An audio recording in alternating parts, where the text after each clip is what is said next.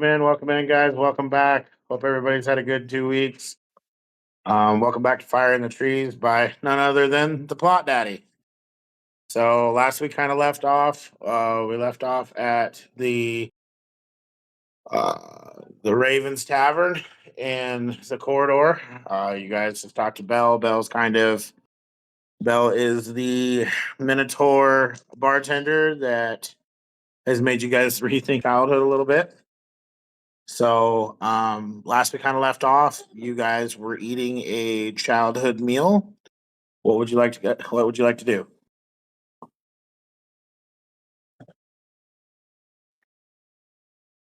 I would like to ask Belle if she's still around, if her magic pin only helps her figure out foods or if it's all memories she can see. Belle looked at you and says that she can dip into your mind, but she has to pinpoint what she can dip into. A lot of what she uses it for is to more of like the hospitality side of this whole thing. She doesn't know the full parameters of the actual device itself. She just knows it helps her be a better customer service person. Can I insight that? Yeah. 18. You, as far as you can tell, she's telling the truth.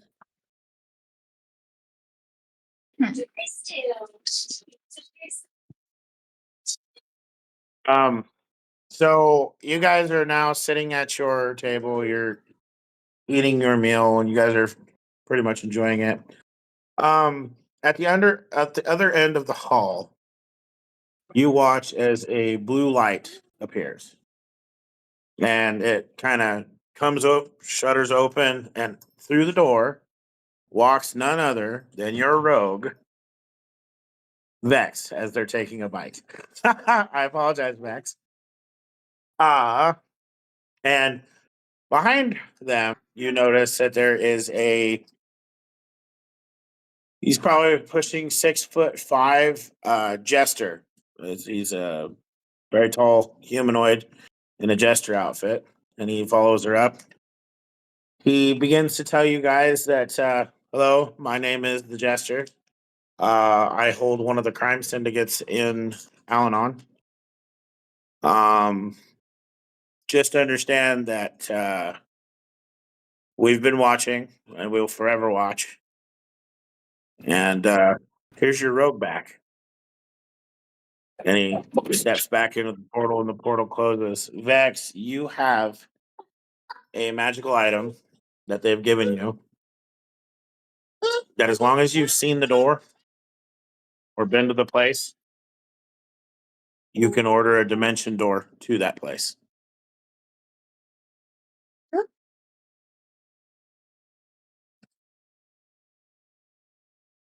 Okay. Okay. So Belle walks over to Vex and says, well, what can I get you to drink? Belle goes, I have many dro drinks that you can possibly have. It's all on Thorn's dime. She goes, do you want me to surprise you? Surprise me. Okay. So she leaves, comes back about a few minutes later, and you are now, there is a very, these drows are elves and things. There's this martini glass, and it's pretty decently sized. And it's got a black sort of liquor in it, and it's fogging. You know this to be a drowish martini. And the plate in front of you is a spiderling plate, something you haven't had since you were teeny tiny. So, that being said, you guys are all sitting around the table enjoying your meals. You have the option of, I mean, this is a good chance to talk. So,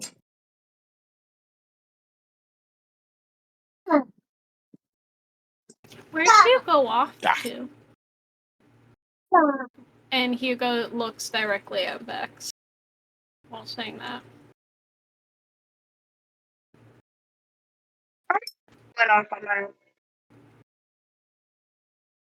I mean, Vex goes off to do their own thing. They disappeared for the off chance of going and making some coin, which they really didn't. Again, like I said, you guys are all sitting at the table. You know, you can ask about the hall. You can ask about whatever you want. Who think they're real? Um,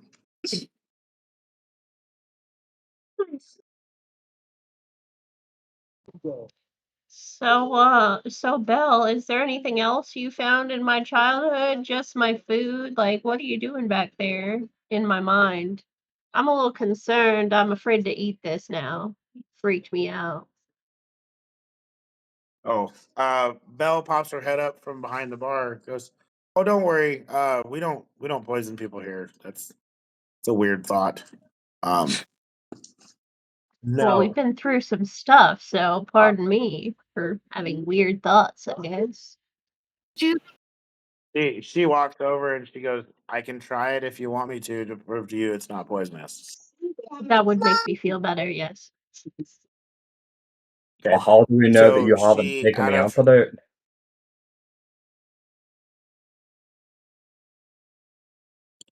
she looks over at Corvass. She goes, "You guys aren't very trusting, are you?" No. Not of a senator that could cook, no. What? So she goes, "Okay, right." She goes, "What can I do to possibly prove to you guys that I'm telling the truth? You could give me the amulet. I'm willing to try the food."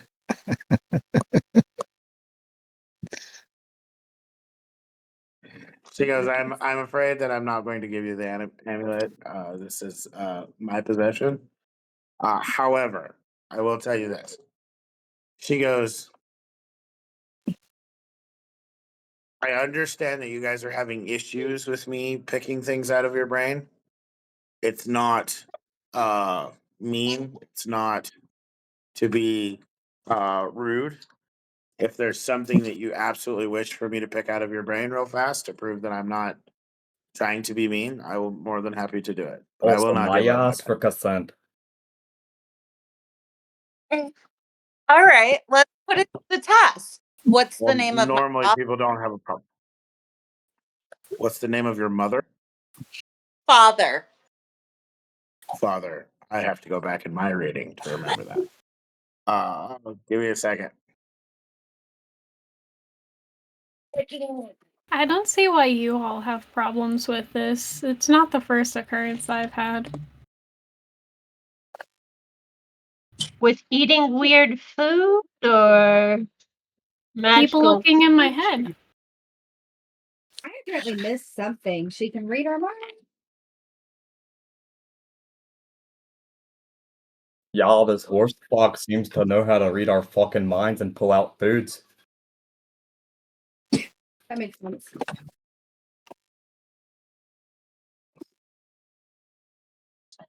Damn it. Thank you, babe. I have to go way back to find this too. Although I do wonder if she could teach me how to cook too. Um, No, but it looks like she could hey, teach her how to Matt, gog. can you just message me what your father's name was, please? I I'm didn't not. give I him a can't name. go. You didn't give him a name. Okay. So you can't do that to a DM. What the fuck? Okay. It's called Okay. Fine. improv. I'll tell you this. Right. You make us Yeah, all I'm do not it. gonna name your dad for you. How about this? She goes, Belle looks at you.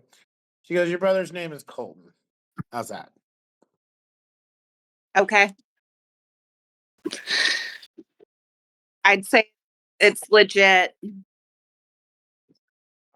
Belle also turns to Hugo and says, "Well, if you want to learn to cook, I've got some other patrons here. I could teach you something while we're here." Hugo's Okay. gonna stand up, wave bye to everyone, and immediately follow her to the kitchens. Belle also takes out of a fork out of their little like apron and walk over and try a piece of Boogie's roast beef, pop it in their mouth, and eat a little bit of it, and goes, "It's really good. You should try it." And takes off for the kitchen. Well, I guess I have to eat it now. You hear from the kitchen. Oh no, it's so horrible.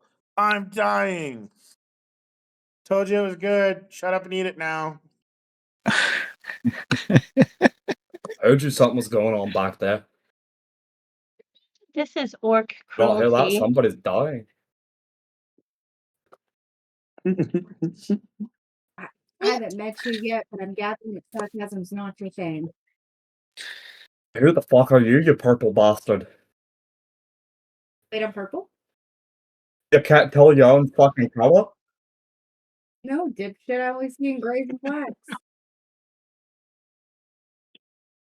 So are you? Oh wait, are we having an argument over what color snows are? Oh my Apparently. god. Okay.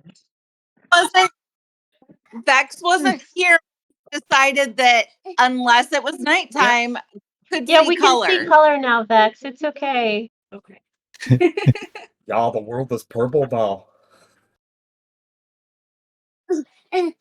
You can see the color blue.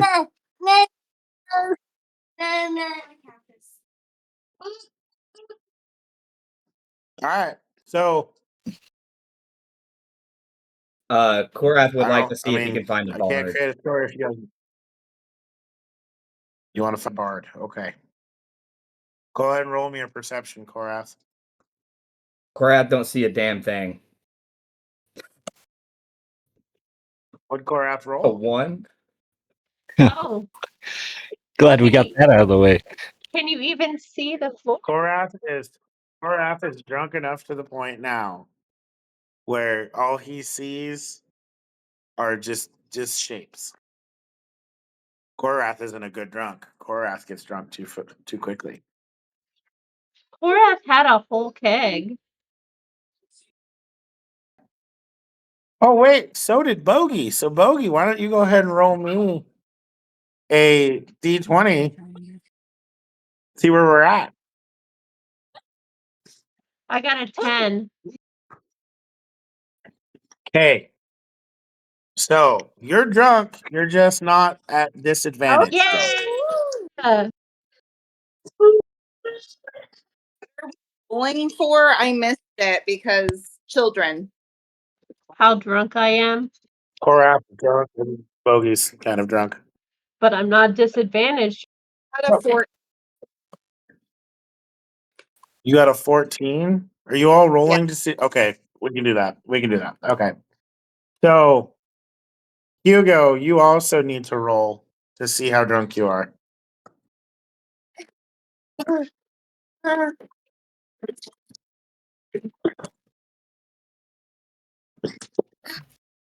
That's a 6.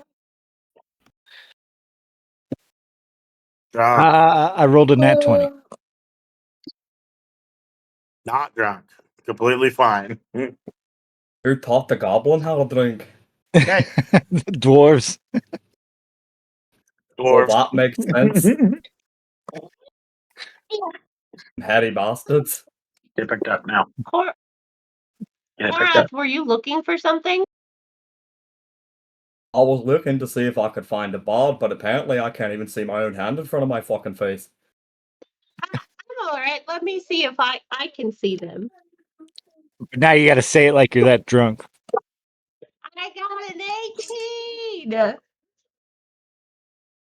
All right. So over in the corner, you begin to hear the thrum of a lyre. And sitting in the corner is the same gnome that you guys made fun of when you first showed up. Nomeo is the town bard. And he's sitting over there strumming and singing, having a good time. And then all of a sudden, out of nowhere, he sees you and goes, "Shit. The Hydus are here." Fucking, yeah. Anyway, so he continues to play. I found him. It's the same little guy from earlier. Oh, that little fucking gnome? Yeah. The gnome's a bard. Be nice. I'll bet the Leo's bigger than he Belle is. pops her head up from behind the bar.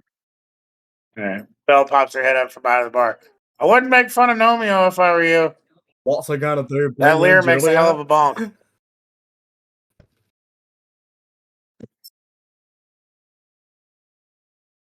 So you say that. Okay. Keep it up. What do you want to do now? Keep up when you're only 2 foot fucking tall.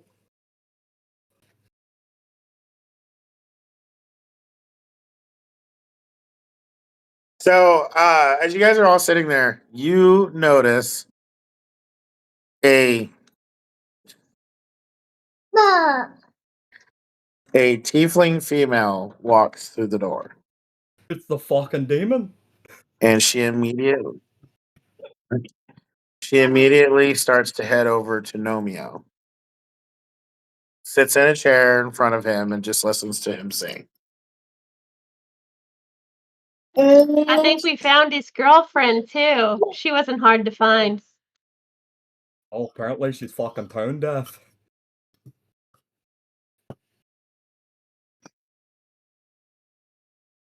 You think maybe They can't hear you. she's blind? Well, she at least don't know what tall is. That's for goddamn sure. It's easier for other things, Cora. You're thinking too small of an area. It's for broader things. Does a 24 hit you too? Yes. Okay. Hold on. Give me a second. It's going to hurt. Me and Hella rolling for damage taken. 12, 13, 14, 15, 16, 17, 18, 19, 20. Yeah. So, out of nowhere, you guys get hit with a fireball. And standing there very angrily with a fireball immediately chucked at you guys is Juliet, the tiefling. Both of you take 20 points of damage. Hold on, I'm rolling my stone endurance against that. Oh, that sucks. Okay, Okay. never mind. I still take fucking. How much did you say? 20? It was I still 20. take 19 damage. 20. Rolled a 1 Okay. on my stone endurance. Even my skin is drunk. With blazing eyes, Juliet looks at you guys and says, "Say something else. Say something else." Someone else? I was pro your relationship. I don't know why you hit me. Telling short jokes about my hubby, and I don't like it. Do What you should we want me tell to? horny ones about you?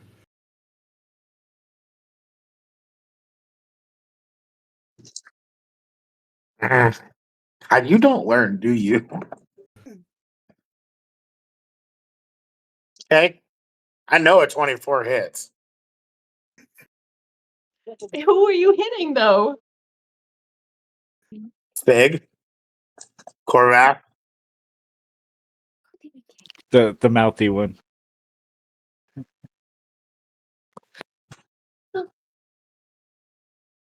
Try 24 points of lightning damage. What are they hitting with? Is it a spell? What are they hitting with? Yeah. Oh, yeah, lightning bolt. Okay, counter spell. Okay, at what level? 4. Okay, let me roll to see what their level was. Okay. Are you doing a redirect or are you just countering Just it? countering it. Okay. So I will say that you take half the damage. What was the damage total? 24? It was a tie. Okay. Yep. So 12 points of damage. Wait, hold on. Stone endurance. -9. Take 3 points of damage.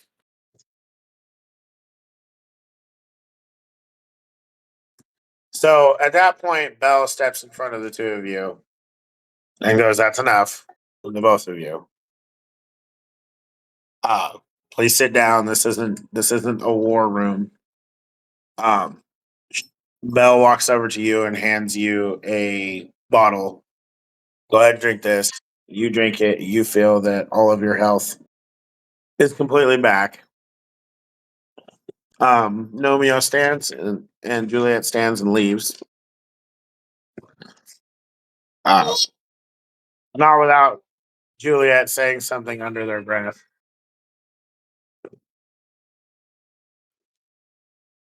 Okay, that was that encounter.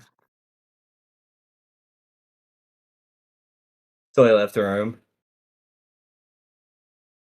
Yep, Fuck that there. nerd. Well, you said you wanted a bard and then you hated that one. Well, I didn't think it'd be a 2 foot nothing So troll. yeah, I that's mean, enough. his name was Nomeo. What else would he be? Oh no, maybe it was You guys fantastic. notice that every time you try to say gnome or nomeo or any of the names, they won't come out.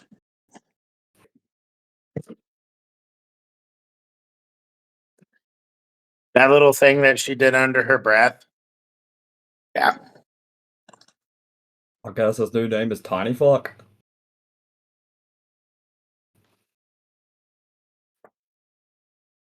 Fair enough. Okay. Y'all are sitting in the inn. Or y'all are sitting in the tavern. What do you want How to do? is life in the kitchens right now for all the chefs who had to Uh, teach me? life is right. Life is really good for you, Hugo. You're learning a lot. You're learning how to not cook the whole animal inside of the stew pot. You're learning a lot. You're learning quite a bit. I will say that you have a better chance now cooking than you did when you first started. Now I don't have as high of chance of poisoning everyone. Right. Um, with that, you guys watch as when Belle comes out to deliver food to a table, Hugo's right on their heels with more food. You can definitely tell that Hugo's having a blast at doing this. There's still music playing. There was more than one bard. There is people off in the corner playing games. There are There we go. more people towards the inner circle, a little bit more. You guys are not necessarily in the middle. You're kind of off on a table by yourselves. I would like to go to the table that's gambling. Okay. What you playing? It's so we're playing roll off. So we roll against each other. You bet whatever you want to bet, and then we roll against each other. It's kind of like war. Whoever gets the highest number wins. What you betting? You can bet a gold, you can bet a silver, you can bet a copper, you can bet a weapon, you can bet armor, you can bet whatever you want to bet. What are they wearing? Uh, most of them are wearing just like regular like travelers clothes. Only one of them is a dwarf with some armor on, but you know for a fact that he's not going to take that off and bet it. But I mean, they've all got gold pouches. They've all got medallions, rings, things like that. See, what? Do you want to know who's all sitting at the table with you? Yeah, Is that what you're wanting to know? yeah. Okay, roll me a perception. 15. Okay, good. Hey. So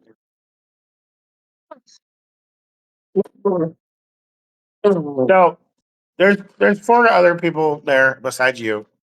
You have a dwarf, you have a half elf, a half orc, and um a halfling. Um you can definitely tell that the half elf is the dealer essentially. So he's kind of running the game. Hey, Buggy, I think I found your family. Or at least Uh, half of it, anyway. I was gonna say that looks a little more human, less underbite. Last underbite, but still just as much over. So let's see. I'd like to bet a couple gold here. Let's go 5. Okay, 5 gold. So the dealer will match you, and then the dwarf and the halfling will put 2 gold in Fucking on who's beauty. going to win. So ultimately, they'll win a part of it. So you'll get your 5 gold back, and then the dealer's 5 gold. So what we're gonna do is we're gonna go ahead and have a roll off. So roll a d20. You're gonna roll against me. Oh, that's an 11. So okay, you are now 5 gold richer. Oh, shit. I rolled a nat 1. This game seems pretty easy. Let's go double or nothing. I'll bet all 10. Okay. 18. Let's roll. Out of 19. So he goes, I'll tell you what. Let's go 80 gold. You want to bet 80? Yep. Let's do it. All right. Let's do it. 15. I got a 17. So now All right. I'm going to So stand up. I'm not done because I don't have 80 gold. So I'm walking over to Boogie and I go, "Hi, I'll need a little bit of help here. I think I just got in bad with the slumlord. Wait, what do you mean? I'm gonna disappear. You go pay my tab." And I just start walking towards the door. Big walk out the door without being noticed. with that being said, as the half orc seems to notice you trying to walk out the door without paying your bill, steps in front of you and goes, "Hey, wait a minute, a bet's a bet. You can either give us a trinket that's worth 80 gold, or you can give us 80 Or I gold." could let you leave with your life. Intimidation. Okay, roll it up. Stats. My intimidation is a +5, so that's a 22. 22. Okay. So, okay, we match. So So the half orc looks up to Goliath and goes, "What?" I still owe 80 gold. Yeah, unfortunately, you do. The half orc looks up to you and goes, "You're not that much bigger." But you know what I'll do have? And I lean over my shoulder and I look at Boogie and I say, "I have my thoughts and prayers." I take my swing. Okay. So I will say because oh no, go ahead and roll it. Because Does a 21 hit? yeah. But hold on a second. Because he might get a no, he does not get a reaction. So okay. Yeah, 21 does hit. I wasn't expecting you to fight the fucking half orc, but here we go. Okay. That's 13 damage, plus the ability and feat on thoughts is to make them go prone. What's the save? It's a wisdom save of my wisdom plus spell, so that is be a save of a 13. So he got a nat 20. So as he picks himself up off the ground, he goes, "Well, that wasn't very fucking nice."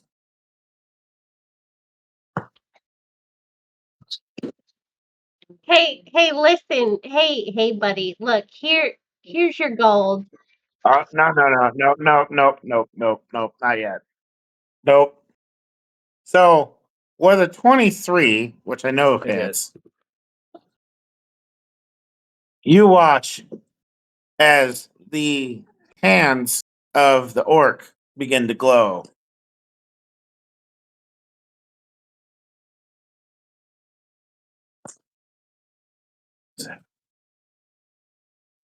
You take 15 points of radiant damage.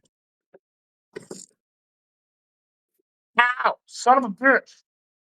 Sounds like you took the damage, not me. Oh, my son just decided to dig his claws into me.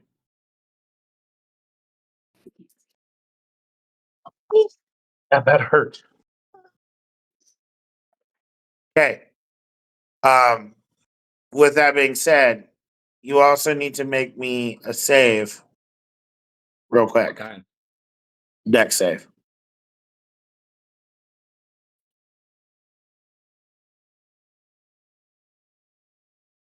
Stick ready. Does a 12 do it? Probably not. Oh, unfortunately, you are blind for the round. Been blonde stars born basically with a perception of 1.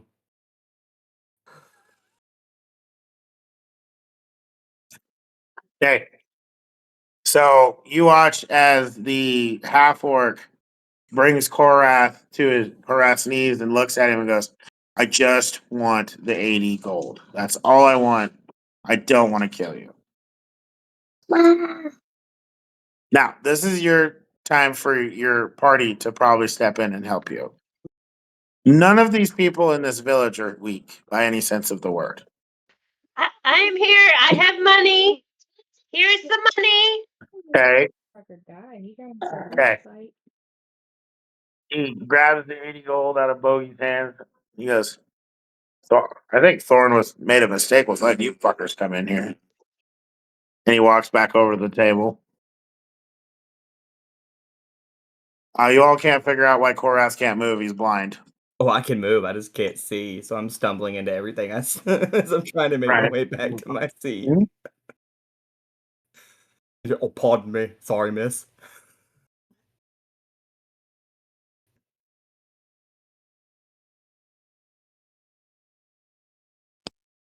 Was it worth it, Korath? It's always worth it. Can't take you big fuckers anywhere.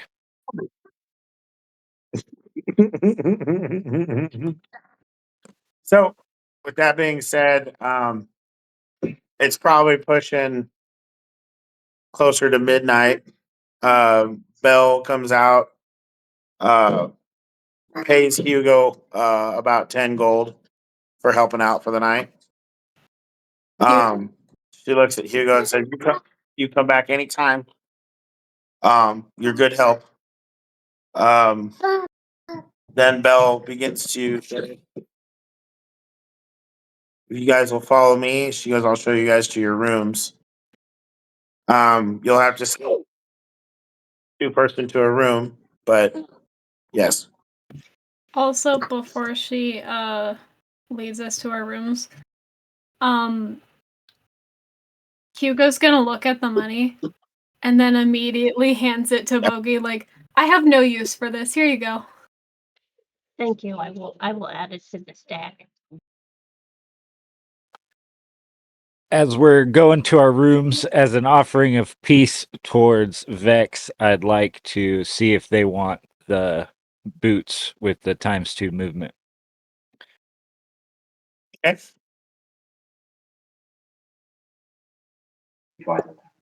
Would you like double movement speed boots? Thank you. Okay. So that's a peace offering. That's Between you two. to show that I'm no longer as suspicious as I was. Good job. Good job. Okay, so Mel, you guys. She said, "So who wants to bunk with who?" I'll bunk with the bot. Am I still blind? Oh, you're gonna I'll bunk with the no, bot. you're over it now. I They can helped me stay last out in the time when I was hall. tinkering. Oh yeah, that too. Doesn't matter to me. It's up to you guys.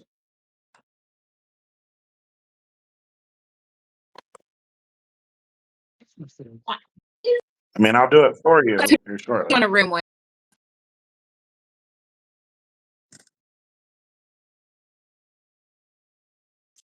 Or I'll go with the stone vein. Okay. Gonna be a fun night, Gobby. You just stay on your side. I'll go with Elena. Here, if you need something to cuddle with, you can cuddle with the teddy bear. Okay. Oh, look at the cute bear. Just don't squeeze him too hard. There's a lot of nitroglycerin in there. The fuck?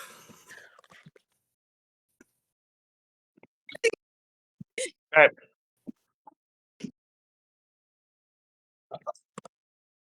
That's like All right. So nitroglycerin. you guys have a full rest. Hugo and Vex will sit in the room together. Lena, Boogie, Roland, and Corbath. You guys all get a good night's sleep. You guys are all fully healed, fully back to everything. Um, you guys come back out into the tavern the next morning. You guys sit at the table. There's really nobody in there in the mornings, really. Um, Belle says that they don't normally do breakfast, but there is. I mean, she'd be more than willing to get you guys coffee or something like that. They just don't really do breakfast. Can I have oil? Mm-hmm. I probably should specify what I'll kind. take a coffee. Coffee's coffee. I'm not making up a bunch of coffees for you fuckers.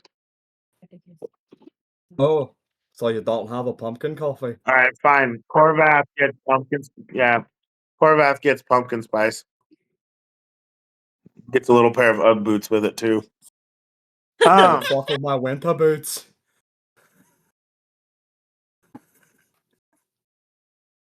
What do you need winter boots for? Like go bang bang.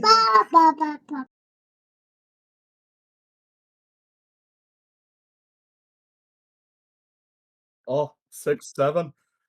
guys come down. You're drinking a cup of coffee. You guys walk out onto essentially the front deck of the Raven Hall. You guys notice that in this small town, it's much like many of the villages you've seen. It's kind of cottage style, thatch roofs. It seems like a pretty decent little village. Do we see if there is a alchemist or healer in the vicinity? Yeah, you'll have to kind of walk around a little bit or ask L, but yeah. I just wanted to know if there was one here, so that way if anybody needed to get one up, they could. This village has a blacksmith slash armory. Um, you can you definitely could probably understand that this town has the need for a kind of a do it all kind of deal. Um, it has a uh like like a fur traders deal. It has a merchant gallery. It has a couple different things in there. So the apothecary could be there. Yes. Hope I don't get cold. Y'all might need some fur. Okay. You guys can divide and conquer, or you can go with each other. That's, I mean, Yeah, whatever. if we are going to be moving towards the cold area, I could definitely use like a cloak or something. Okay. Okay. So you guys will probably want to go to the fur trader for that. So Bell kind of gives you guys a layout of how the town moves. So I would say that you guys can easily walk to the fur trader yourselves. So That's where I want to go. I was gonna say, I okay. think we're all still Me pretty good too. on health potions and whatnot. Okay. I think the fur trader is what everybody needs right now. Okay. So you guys begin to walk down the deal. You notice that there are people and there's children and things like that, but there's just it's not very many people. And every now and then you guys kind of catch eyes looking at you through the houses and stuff like that. Almost as if this village isn't super used to strangers, not super used to people Goblins and here orcs that and aren't, crows walking through already their there. streets.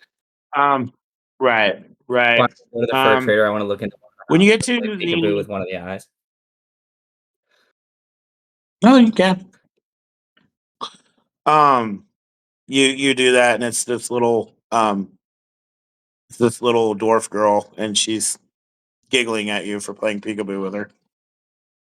Um, to which her mother promptly grabs her and brings her away from the window. Oh, Um, as you guys get to the fur trader, as you walk in, it's almost like a teepee style house. And there's furs of many kinds on the walls. I mean, this is a hunter's paradise essentially. Um, and standing there looking at you guys is a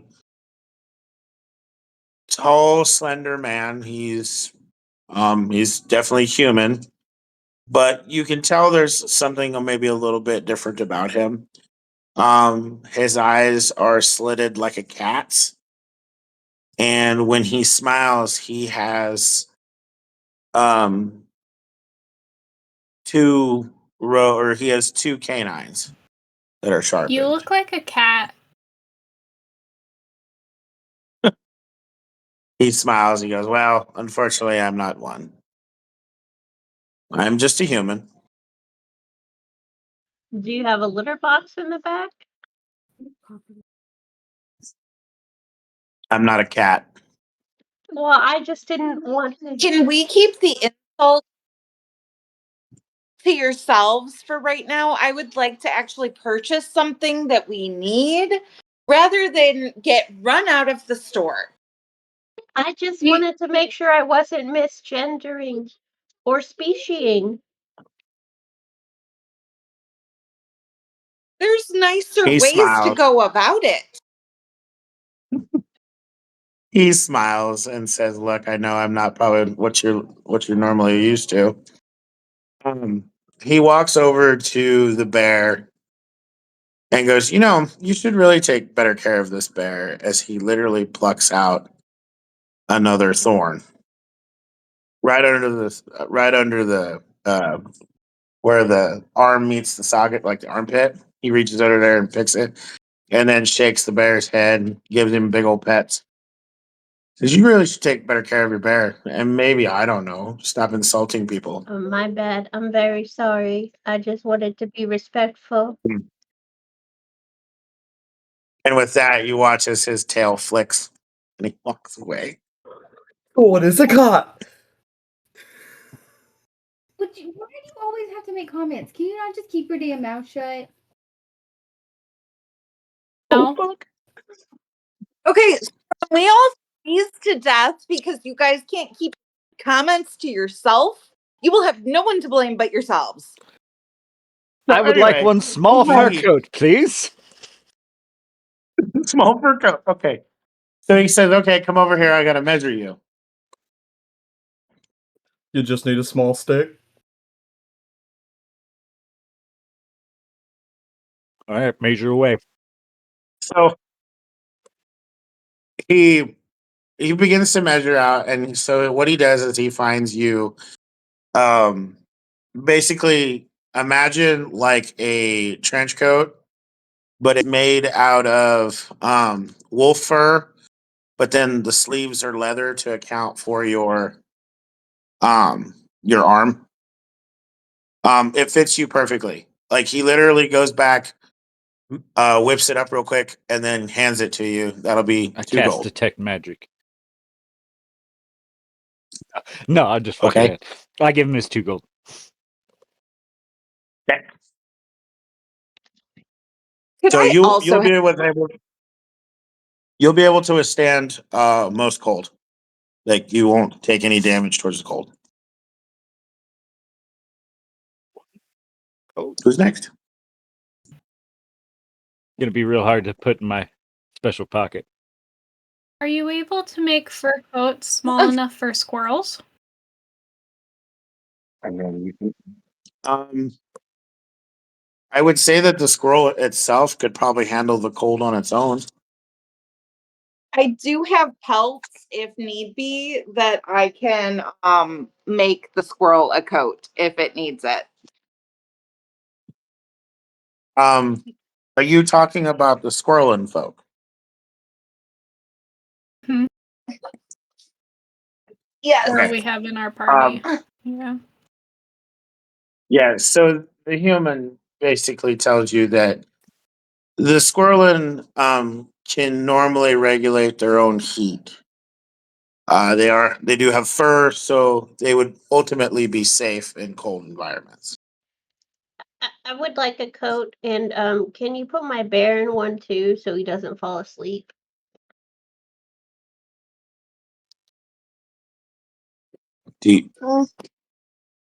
The the human looks over at Bogey and goes, "You want a coat for your bear?" Well, yeah, he's not a No. cold weather bear. He's a summer weather bear. Yeah, he just goes, "Okay."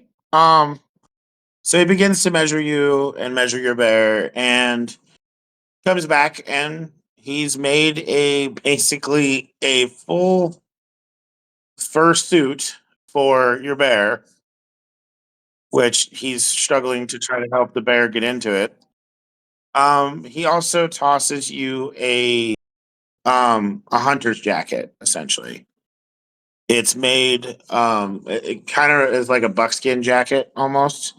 So on the outside it's mostly leather, but on the inside is all the fur. Oh, this is nice. Very soft. It's like cuddling with my bear. Yep. And he goes, turns out. What? He goes, well, I am a hunter by trade. I mean, you're kind of cuddling with polar bear fur. Okay, how much do I owe you? I would like to leave. For your Emotional. bear's entire for your bear's entire coat, that's 5 gold, and it's 2 gold for the Okay, jacket. here you go. Thank you. I'm gonna wait outside. Okay. I have a jacket. Trust me, the bear didn't even feel it.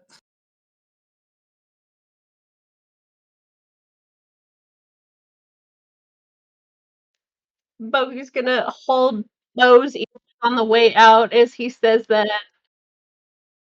He didn't mean it. He didn't mean it. It's okay, Bo. He didn't mean it. Your bear is completely fine with being covered in another bear's fur. Anyway, so your brown bear is now turned to white because it's polar bear fur. Um, who's next? I'd like a jacket, Okay. please. You want a jacket? Okay. So, he looks at some of the furs that you've obtained and he says, I Mm-hmm. would be willing to make you a jacket if I could maybe have some of your pelts, especially the dire tigers that you have. They're a color I don't have. I'll give you one. You'll give me one? Okay. Um, okay. He says, okay. What would you like your jacket to be made out of? He says, you got some really nice warg pelts here. Would you like that? Surprise me. Okay. So he looks through all of your furs and things like that. He takes one of the leopard furs for himself, but then he also takes a tiger fur and one of the warg fur and basically makes this jacket out of both of them. Kind of like a Corello DeVille style jacket, and hands it over to you. Love Um, it. he goes, hopefully this helps. On the house. Thank you. You have Path and Vex left. I also need a jacket. You also need a jacket. Okay. So he walks up to Vex and he starts to kind of look. He goes, we're gonna stay a dark color, aren't Yep. we? Okay. He goes, you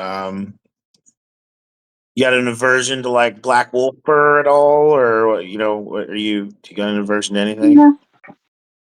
Okay. So he gets you all measured out and he runs back and he comes back with a jacket that is specifically made for a rogue. It's got multiple pockets on the inside. It's warm. It has a hood. It has a cloak that outstretches behind it. You are now safe from the cold. Okay, that will cost you 2 gold. Okay. Okay, Korath. I have a little bit of a weird request. Okay, And I lean down, put my arm on like the counter, and just kind of lean in with my head like this. It's like, can y'all make me a beard?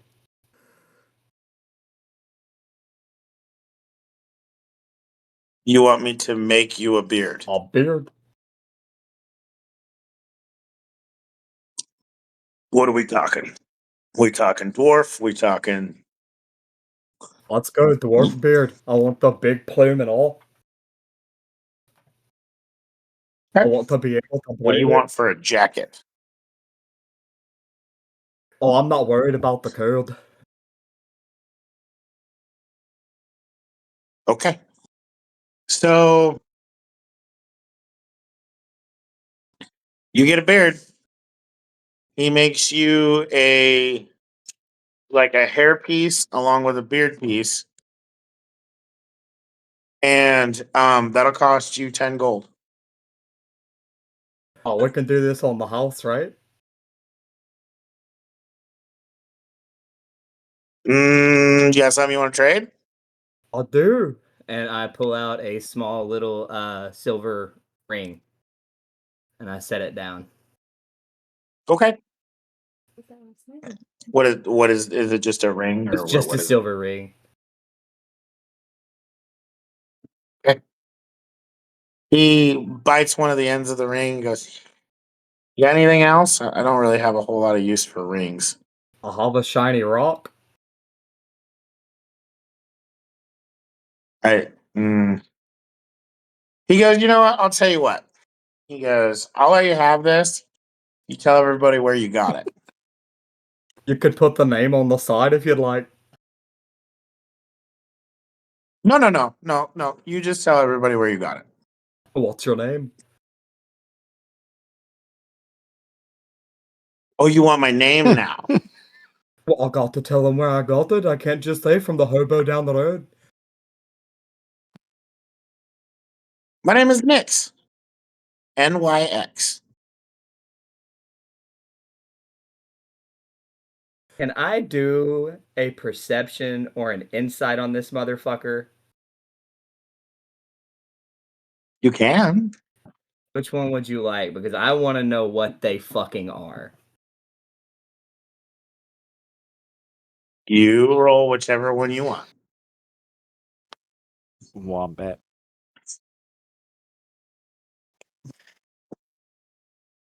Dirty 20. I rolled a nat 20. So Fuck. Should get something out of you have no idea. it. Should get I will tell you something. this. What, baby? Yeah, you can have one of your lunchables. One of them, because the other ones needs to be your lunch. You can definitely tell that Nyx isn't a variant human.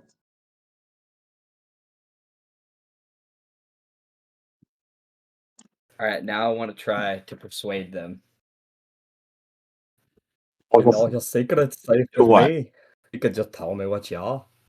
I mean, I know you're not a human. It's just you and I. Hmm. Well, I'm a hunter. Oh no, that's what I mean. You're something more. Hmm. Well, what do you think there is more as he moves across the room? You move with almost a gliding grace. Your steps don't seem to make a sound. All these animals were hunted, Makes me a good and you hunter. specifically said it felt nothing. So you are insanely quick. It didn't. Could be. So what are you? You know, if you annoy enough people in this town, you could find out. Annoyance is what I'm good at. I've never had a stone giant skin inside of my shop Yeah. before. It's almost like elephant. I'm sure it probably is. Make you a deal. You don't know when you're being threatened very well, do you? Oh, was that supposed to be a threat?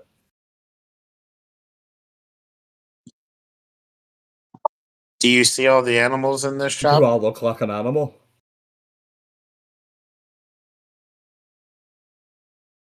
That's true. And then so Nyx points over to the wall, over to the right. Neither were they. What do I see? You see two banehound heads, three not deer heads, and you see two actual giants, giant heads. Can I tell what kind of giants they are? Because we may have a problem now. One is a fire giant. One is a fire giant, and one is a storm giant. Okay. Well, you take a hobbit into going after my kind? Oh well. What are you? I don't take. I don't take. I don't. I don't normally go after your kind, but when the money pays well, How about this? What if I bring you back 100 gold? Will you then tell me what you are? you know what? Make it 300, and we'll have a deal.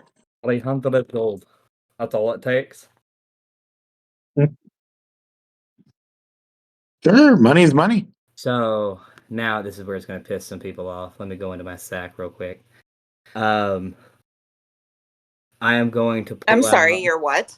my money pouch, my money sack. And I'm going to pull out 200 gold. And I'm going to set it on the counter. Okay. And I'm like, I'll buy 200 right now and you don't have to wait. How about 300, and you can bring me another 100? 400? Boy, are you saying 400 now? I need clarification. Well, you could keep your 200 and bring me the 300 when you have it.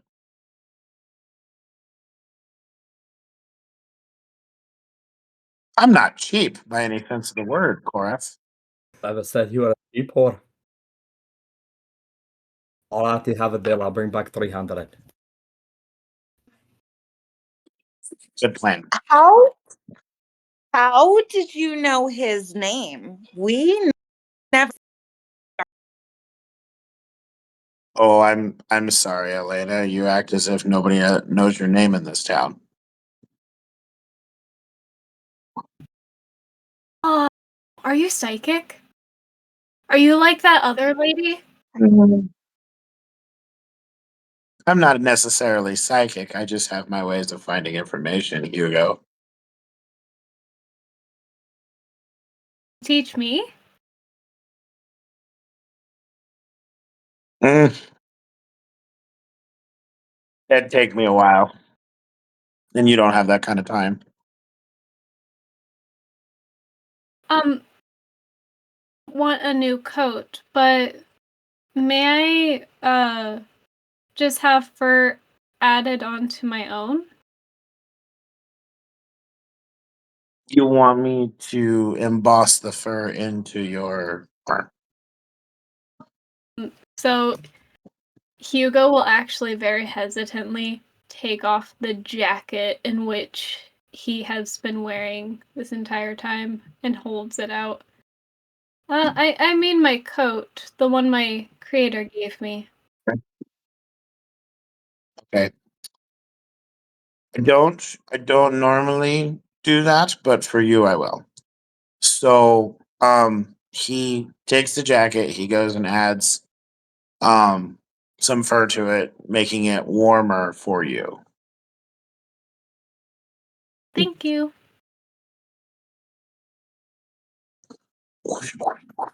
We need to go find some extreme temperature grease for you as well, Hugo. Uh, most likely.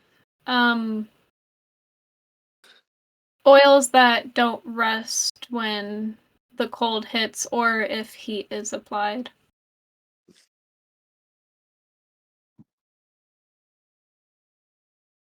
Fair enough.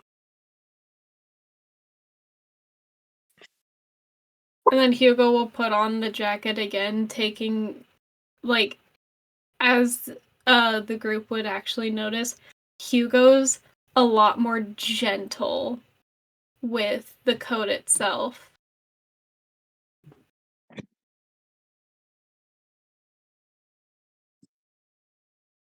With that, Nix opens the door for you guys and does. If you need anything else, you know where to find me. Thank you. Have a good one. You too, robot. Where would you guys like to go next? Um, is there any place that actually has empty bottles that they'd sell? Yep, you can go over to the merchant shop. While that happens, I want to see if I can't find a message board. Okay. That would be probably where you're kind of going. So we'll kill two birds with one stone kind of deal. So, you guys watch as Hugo walks into the mercantile shop. As you guys both walk into it, as you guys all walk into the mercantile shop, Korath, you notice on one end of the building there is a like a bulletin board, and there's some uh things that can be done. Do I need to roll to see what I find? Roll a perception. Kind of depends on what you're looking for, but yeah. So I have a 19. I'm looking for a job, obviously, right? Like I'm looking to get that 300 gold rather quickly. Okay. Um, most everything on this bulletin board says to talk to Thorn, but there are certain jobs like um uh cleaning out the sewers of the dire rats. There's a band of bandits that are on the outskirts of town fucking with some shit. I mean, there's certain things that can be done. I want to take any of them that are 100 gold or more. Are there any of those? Yep. I want to take as many of those that are over 100 gold, and I want to stick them in my satchel. There's four of them. 4 of them. What are those? One is to find at the orc band and kill the chief. Different chief. One is um there's a farmer on the edge of town that's having a problem with his livestock disappearing. There is a um problem in town there where children are being found dead. There is a monastery on the edge of town that seems to be glowing at night, but nobody can figure out why. People are too scared to go in. So when you said the one with the children are being found dead in the street, it kind of hit Korath a weird way. So when he reads that, I'm just gonna like stop in my tracks, and Korath is no longer smiling. Korath is no longer in a good mood. You can see the chest of Korath kind of glow a little bit, along with the trident is starting to get a little bit of a tint of a glow to it. Okay. You guys all see this, you know. Why? Korath, what's the matter? Look at there. The Stoneman can do something other than be a dumbass and make jokes. Yala, that is, Ooh.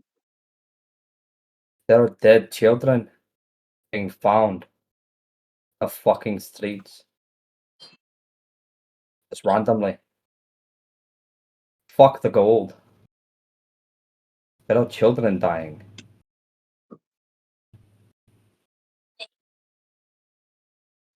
Well, it sounds like we need to go find who's doing I it. Okay. I hand But you guys are gonna want to talk to Thorn. I hand the message to Bogey. But yeah. Instead of putting that one in my satchel, I hand that one to Bogey. It's the only one I hand over. can Okay. can you like hold that down so I can see? Aren't you also tall?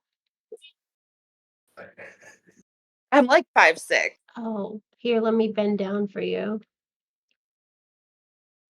Thank you. Pan over real quick to Hugo. Hugo, you walk over to the merchant. The merchant's this quirky little halfling, and he says, what can I do for you? What can I get for you?" Hi, I would like the largest container you can that you have available that can hold water without spilling. So are you wanting like a stock pot, or what are you wanting? Specifically a canister or like a bottle that Hugo can put in his satchel. That way it's more so for shape water. That way he'll always have water available. Okay.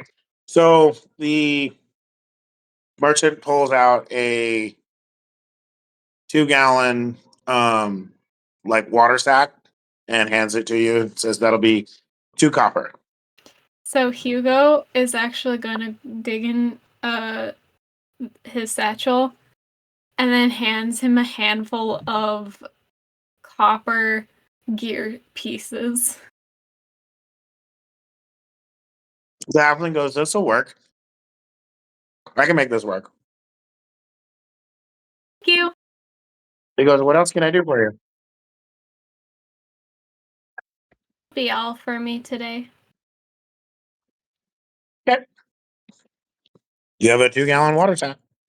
I have these 2 gems I would like to sell to you. Okay. You hand him the gems, and he starts to look at the quality. He goes, "Normally these would be worth about 150 a piece, but I'll give you 125 for each of them." I'm sorry, you said what now? He says normally in good condition these would be 150 apiece. I will give you 125 for the both of them.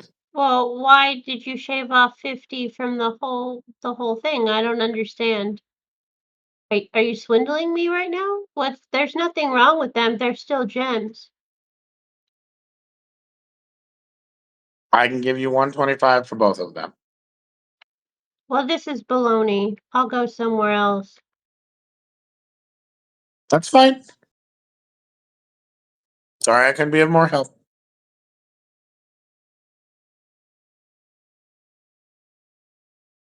I'll give you 100 for one of them. You can suck my left nut. That's fine. That wasn't an offer either. Okay.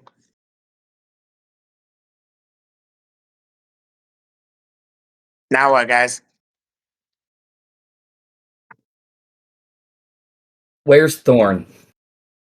Do I know where he's at, or do I need to ask Yeah. somebody? No. Mel gave you kind of a rundown. So, you guys head out and you head up to, um, kind of this like overlook of the town. Essentially, that's where Thorn lives. Um, so as you guys walk up there, Thorn, basically greets you at the door. He goes, "What can I do for you guys today?" You slimy fuck. Don't He want comes to tell out. us that fucking Well, kids are dead in the fucking streets. You just want to allow us to walk in your town, act like all hunky dory, everything's okay. Fuck you. What's happening to these fucking kids? well, I just put that up. So, I mean, you can be angry if you wish. I'm just as angry as you are. Um, I'm the only guard in this town. So, excuse me if I don't have time to get to everything. Yes, you're right. Children in this town should not be disappearing or dying that way. Yet again, I've only found two of them, and I only found them last night. If you look at the dates on which I post those, it shows you how long ago that they were posted. What information? So maybe slow your roll, Giant. As far as I can tell So right now, what? I was going to ask, where did you find the bodies? And Right. He says, if you guys will follow me, I'll kind of show you what I've figured out and what I haven't figured out yet. So Thorn leads you guys back into town. Out in front of one of the houses, it is a basically kind of a low thatched house, but the family inside of it that's living there is a dwarf family. The man or the father and wife tell you that they never heard anything. And when they woke up in the morning, their child was gone. Thorn says that where he found the child just outside the village. So whatever this thing was, grabbed the child, dragged it out to basically the tree line, and then sucked it dry.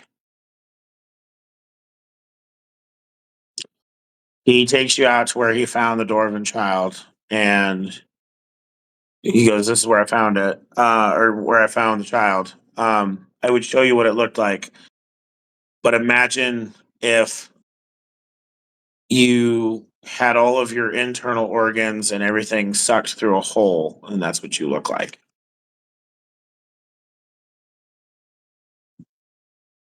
You are nothing but skin and bone. Could it have been that person that we saw with the fur coats? They're very quiet. Are you talking about? Are you talking Mhm. about Nyx? We've never had a problem with Nyx. Nyx has lived here longer than that Dwarven family has.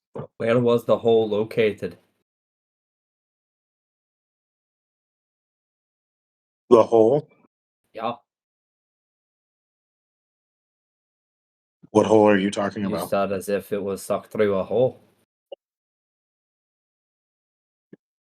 Oh, you want to look at the body. That'll do. So unfortunately, the body is currently buried. Now, I'm hoping tonight I can set up like an ambush, and as soon as something happens, we can jump on whatever this creature is. But where on the body was this hole located? Like, you could tell me that, right? Oh, yes, yes. Sorry, yeah, I was asking the different question. Uh, it almost looks as if whatever did this got a hold of the shoulder and then ripped it out through the shoulder. Big was the hole at the shoulder. Or about how big? Was it the size of, like, like my pinky? Or like my thumb?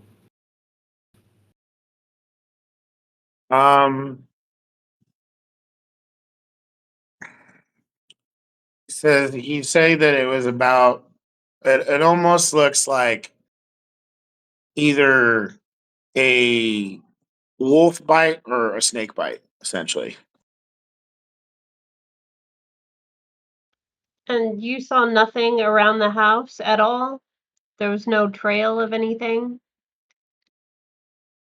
No, and that's the scary part. Whatever this thing is fast and light on its feet.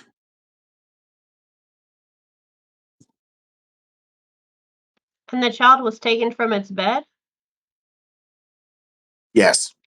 Maybe we should inspect the room for some kind of magic. What about the other child? There's only one so far. You said Sorry, two.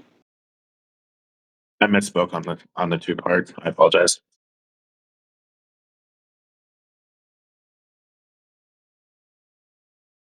Does this kid have a sibling?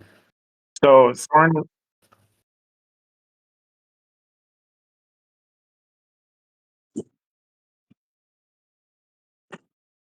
Yep, he's got a brother. Are they roughly the same age? The brother's a little older, about 2 years older. Maybe the brother might know something.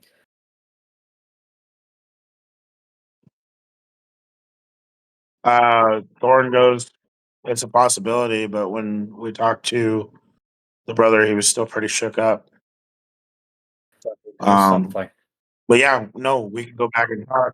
So, Thorn whistles and Thork comes out and he says, "Why don't you go ahead and round up the, the family, bring them up to my house. Let's do kind of a quick, not necessarily interrogation, but maybe ask some better questions."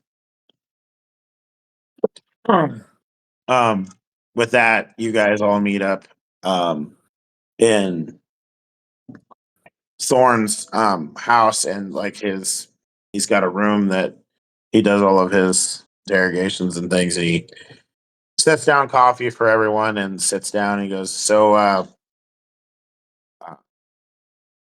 just one more time for me and my friends, maybe recount the story of what happened here." Um, the dwarf father stands and he goes, "Do we really have to tell this story again?" It would help us. Right. And he goes, "Oh, a giant is going to help us." Right, right.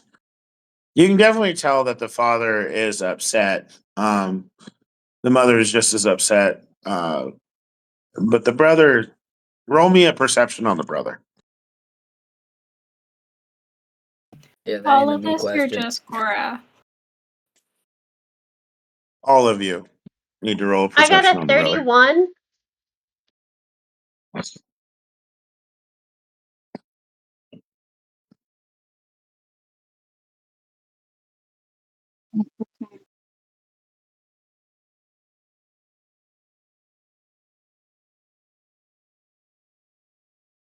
$17.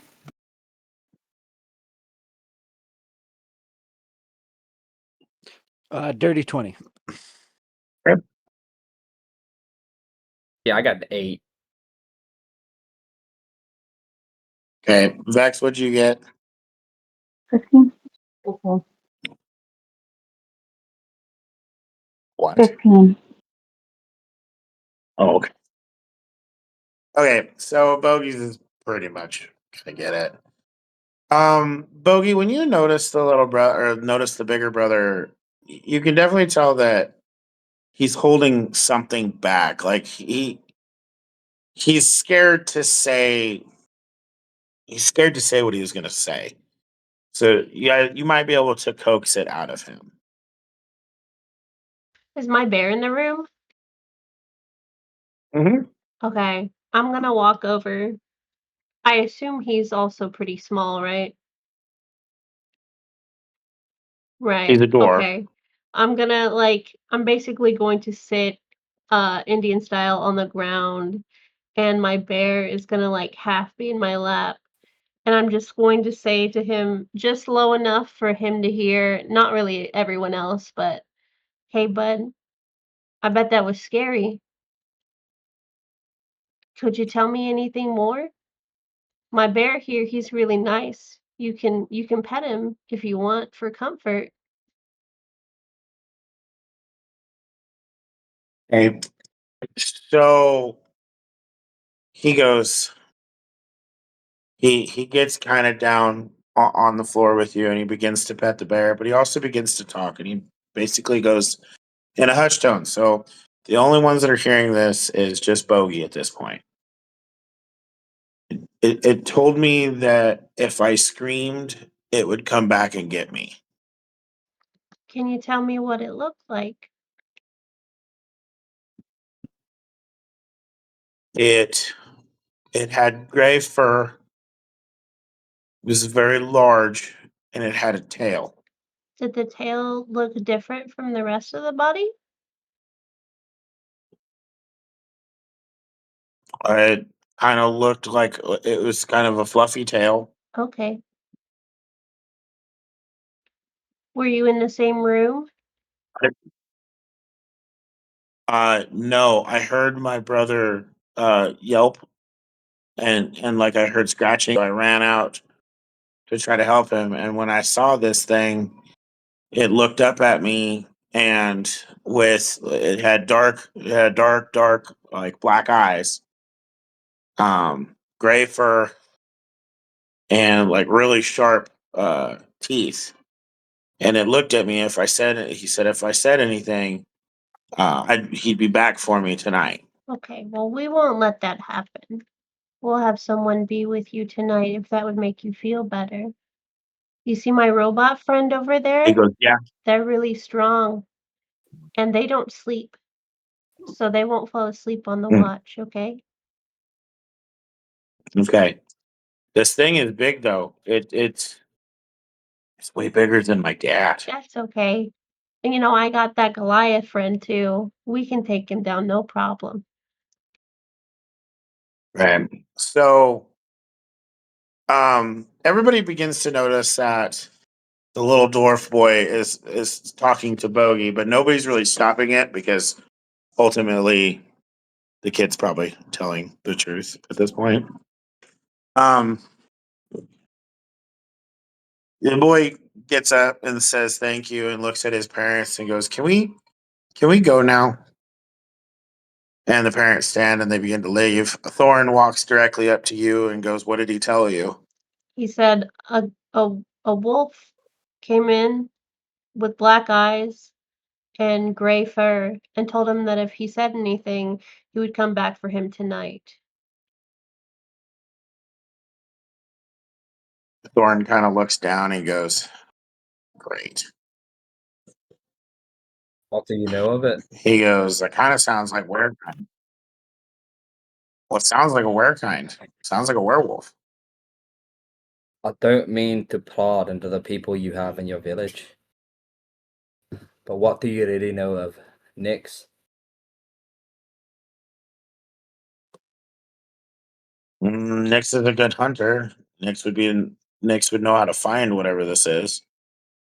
Would Nyx be able to get Nix isn't a into a bad house? person. They're just a little different. Nix has never had a problem.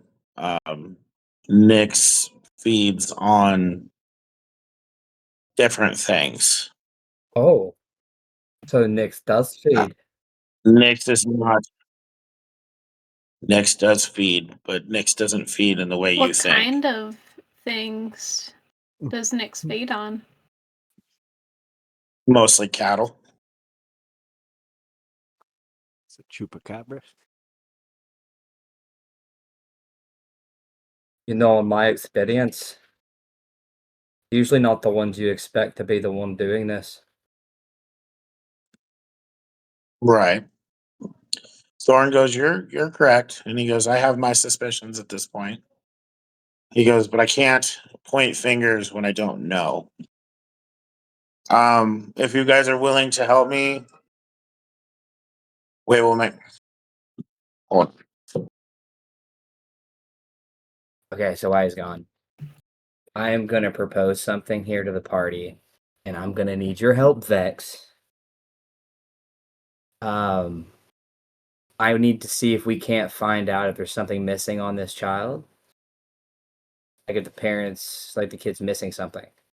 And then we need to find out if Vex is willing to sneak into Nyx's home and find this while we distract Nyx at the shop.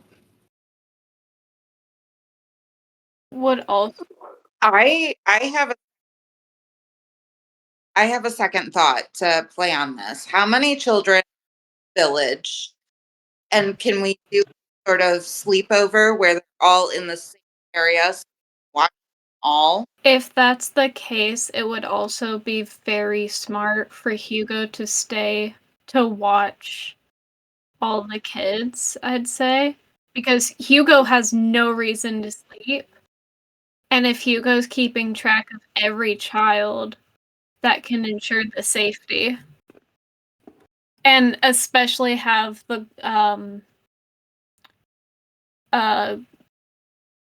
Goblin's parent, like Goblin there, because who's to say that that wolf was telling the truth to the Goblin kid?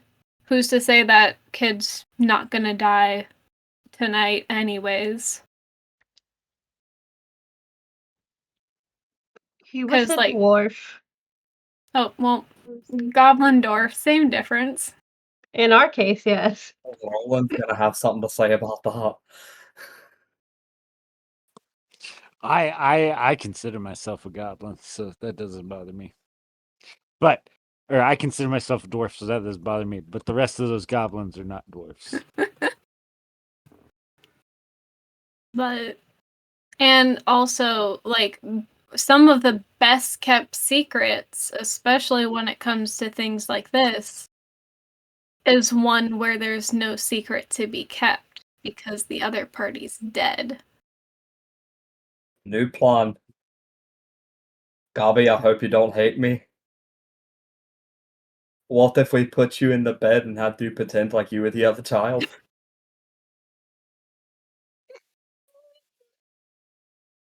Are you talking to me? Yeah. I'm game. I'll, okay. I'll be right there. I'll be there to help, I promise. I Well, I'm gonna promise. keep my pistol underneath those sheets with me. All right. So, what do you guys want to do? We're setting up a trap. I would actually So- sorry.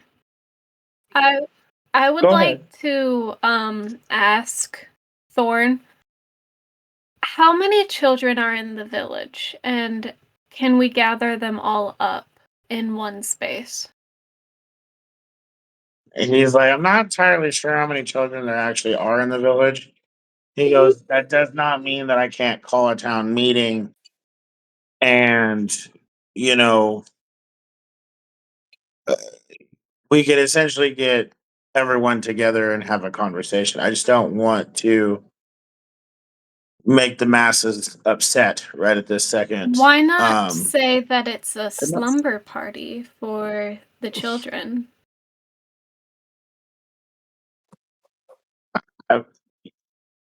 we can. I mean, That's fine. Like, get put on Um, a list somewhere. if that's something that you guys want to do, yeah. I don't really want to get put on a Diddy party list. Anyway, Do you have copious Like, it amounts was more of the baby epi oil? guy. anyway, he goes, I will go ahead and call a town meeting. I will let you guys talk to the town about your plan and see if the town will go through with it or want to go through with it. I'll stand outside of the meeting keeping watch. Okay. Be in the meeting, but I most likely should not be the one talking, as I will be honest with them. I will not hold lies. Okay. So, you watch as Thorn heads over to the Raven Hall and blows essentially like a longhorn. Um, and the whole town basically begins to meander towards the Raven Hall. Uh, families, things like that, they'll be all getting to shuffle in. Korath stands out in front. Does anybody else want to stand with Korath, or what's the deal? I will. Roll. Okay. So as the town people walk in, they see Korath and Roland standing there. Um, both kind of imposing figures, essentially with the artillery that they carry. Sitting on the stage, or in one corner is Hugo. Uh, Up on stage, you have Elena and Bogey, and you have Vex quite literally hidden in a corner, kind of watching the surroundings, making sure there isn't anything odd going Did on. Nick show up? Um, yes, Nyx does walk in with the group. No, they don't. What? Said no, they don't.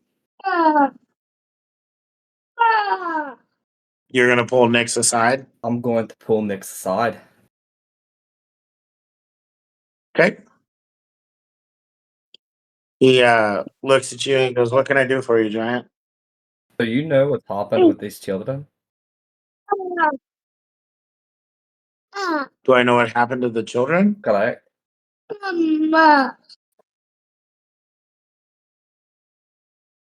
that for me one more time, buddy. Correct. So do you know what happened with the child? Okay. He goes.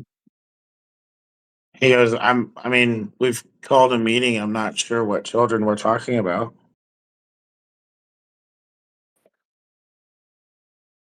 Last chance. What are you?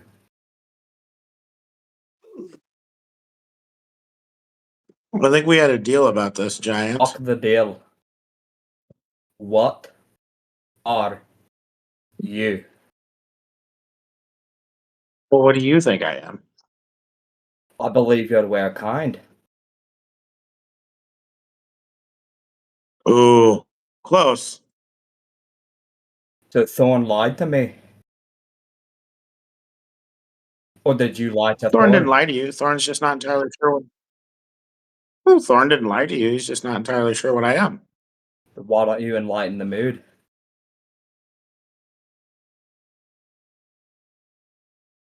Some call me cat folk. Some call me feral. Some call me the Night Stalker. Some call me the Khajiit. Some call me whatever they want. What do you think I am? I heard you feed on cattle. I do. And what else?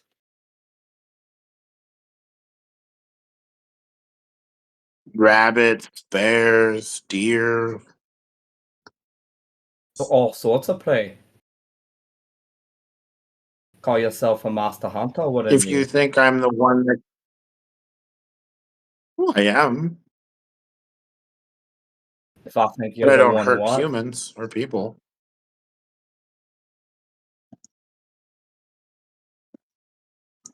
Would it help you if I said I would be able to help? Help with what?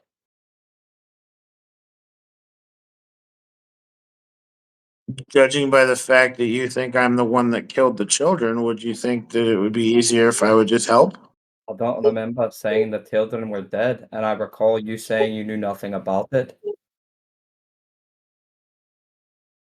Well, judging by the fact that we were being called to a meeting, you're asking me about what I feed on. I can only imagine and assume we're here because somebody's dead. Hey, Gabby, point up. What's that? I would like you now, Nix, to watch yourself very carefully. Because you now have outed yourself, in a way. I do not want you helping with this. Nor do I want you in this fucking meeting. If it wasn't for the fact that I have to have Thorn's permission to kill you, you would not have a head where you stand. Oh, Giant, I would love to see you actually try to kill me, but that's fine. Oh, there would be no try. We do not try. He goes, that's fine. I don't have to be a part of this meeting. With that, you watch as he takes a step back, turns, and begins to walk back up the street. On second thought, You do notice, however, that how about I what? come with you?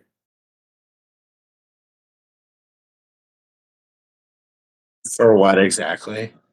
Well, if you're to be trusted, what does it So matter? you don't. Okay. So he says, okay, that's fine. If this is what you need to find trust in me. So he takes you back to his tent and he begins to work on tanning some hides and things like that. That's what he does. You sit in the corner and watch. So we'll pan back over to the meeting. I try and tell you whatever, but anyway, okay. So we'll pan back over to the meeting. Thorn stands on the podium and begins to talk to the crowd. He says, as much of you need to know now, I did find um the Dwarven family's child sucked dry. I'm not entirely sure yet what has done this. We're thinking more along the lines of where kind. I would like everyone tonight to, go about your guys' days. It's morning, go about your guys' days, but by nightfall or before nightfall, I would prefer that we get everybody inside of the hall and no one is to be let out till morning, till we figure out what is causing this disturbance. Um, I don't mean to take everyone away from everyone's day. Nobody should be super afraid. We will get this all figured out. But yes. So by before dark, please, everyone, be here in the inn before then. Korath, Roland comes to tell you kind of what has happened and what's going on. Nyx goes, oh, well, that's probably a smart plan, actually. Taking everybody into the end, that's a really good plan. I hope it works. Um, as the day goes and goes and goes, it comes to about nightfall, and you watch as all of the villagers begin to, their blankets, pillows, cots, things like that. They're heading for the inn or the hall, and the hall is big enough to hold the whole town, and then some. Um, So, you listen as um, what's up? before, like, once everyone gets in to the inn, like, to spend the night, Hugo's actually going Mhm. to step up onto the podium and address the village in a louder tone than what Hugo usually uses in front of the group. And Hugo will tell Okay. the entire town, "Hello, my name is Hugo. I am designed to protect. I will ensure the safety of every single one of you. That is my promise." Before stepping back down again and watching. The the villagers look up at you. They kind of motion a thank you and things like that. They continue to get their children, into bed and calm down and relax and things like that. Um, so here's how this will kind of pan out.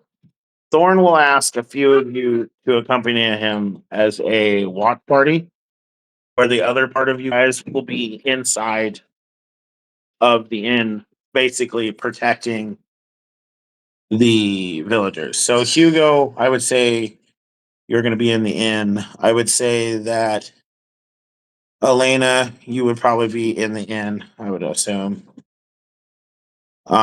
Roland, what do you like to do? Uh, well, I got cogs, so I could either, I guess either or, really. Do you want to post up outside of the inn as kind of a outside guard?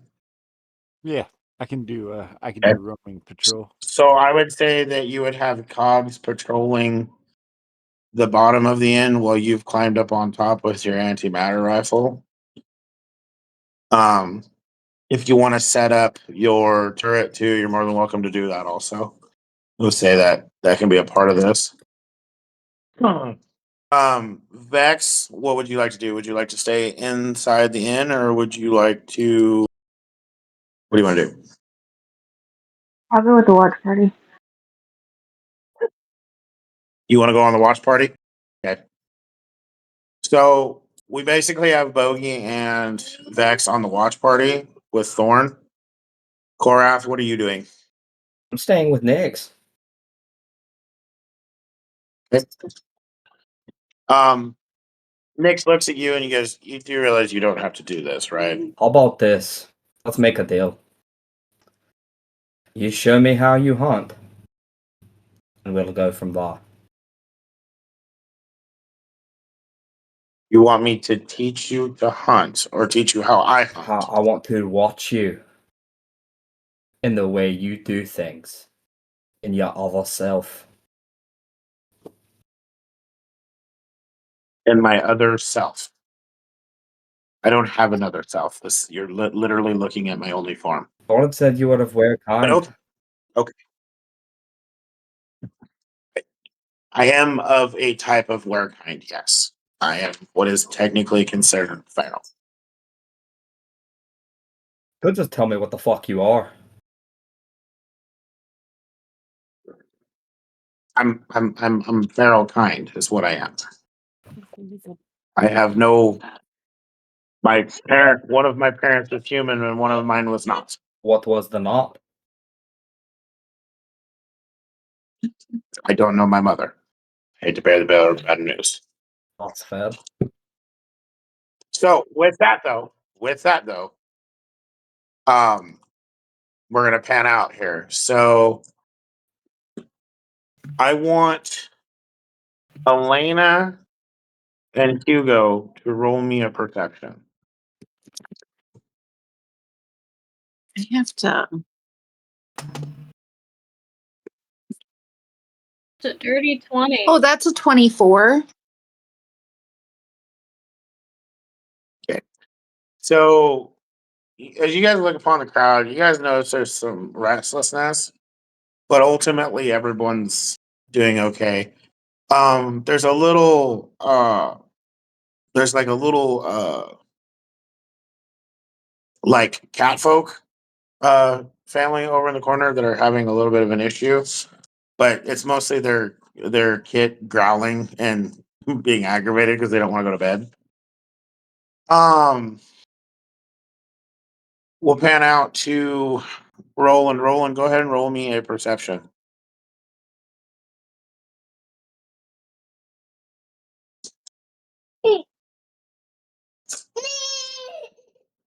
That was an 18. You notice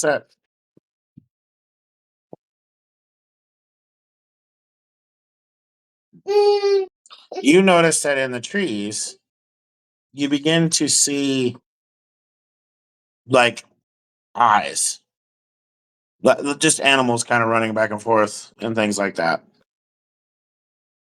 Not really coming into town or anything, just animals running back and forth. So nothing to really raise an alarm at.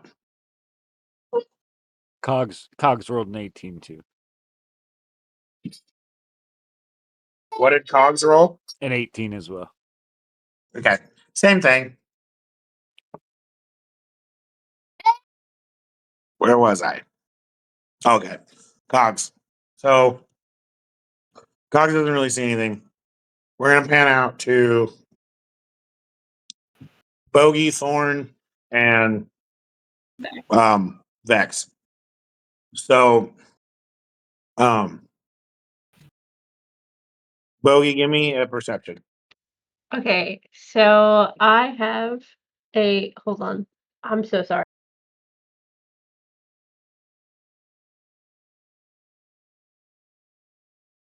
You have a 30 on my perception, and my bears is a 20. Okay, Vex, what did you roll for perception? 30-20.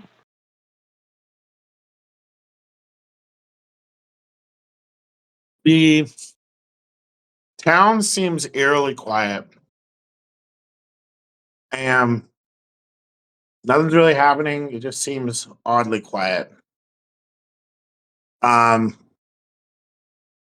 Almost.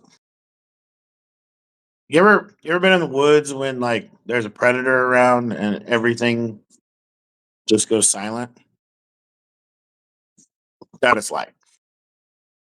It's like that weird calm before whatever's about to happen. Um, Repan into Korath and Nyx. Roll me a perception. Nat 20. What? Nat 20. Okay. You watch as Nyx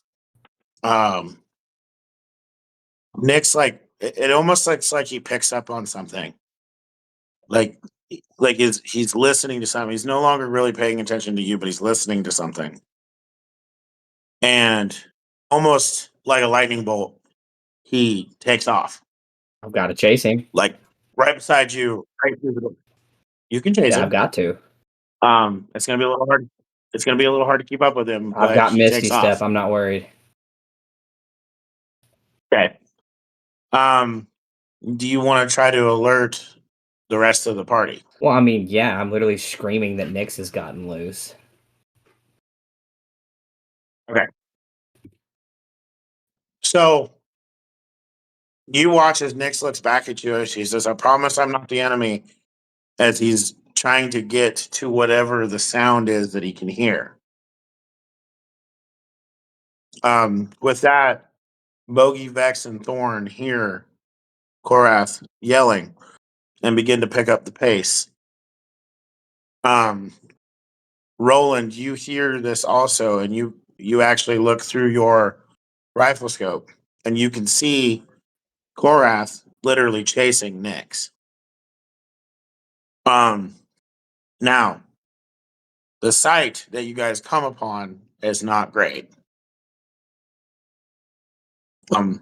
What you actually are after are three gnolls. And if none of you know what a gnoll is, a gnoll is a hyena on two legs, essentially. They're vicious. They can be considered werekind. Mhm. So, fuck did I go?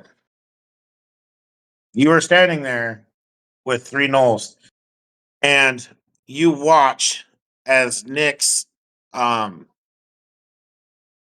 begins to change a little bit. You watch as his back arches, and you hear the bones crack.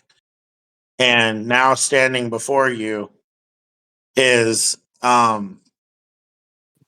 what would be technically considered like the animalish form, but like a dire leopard, essentially.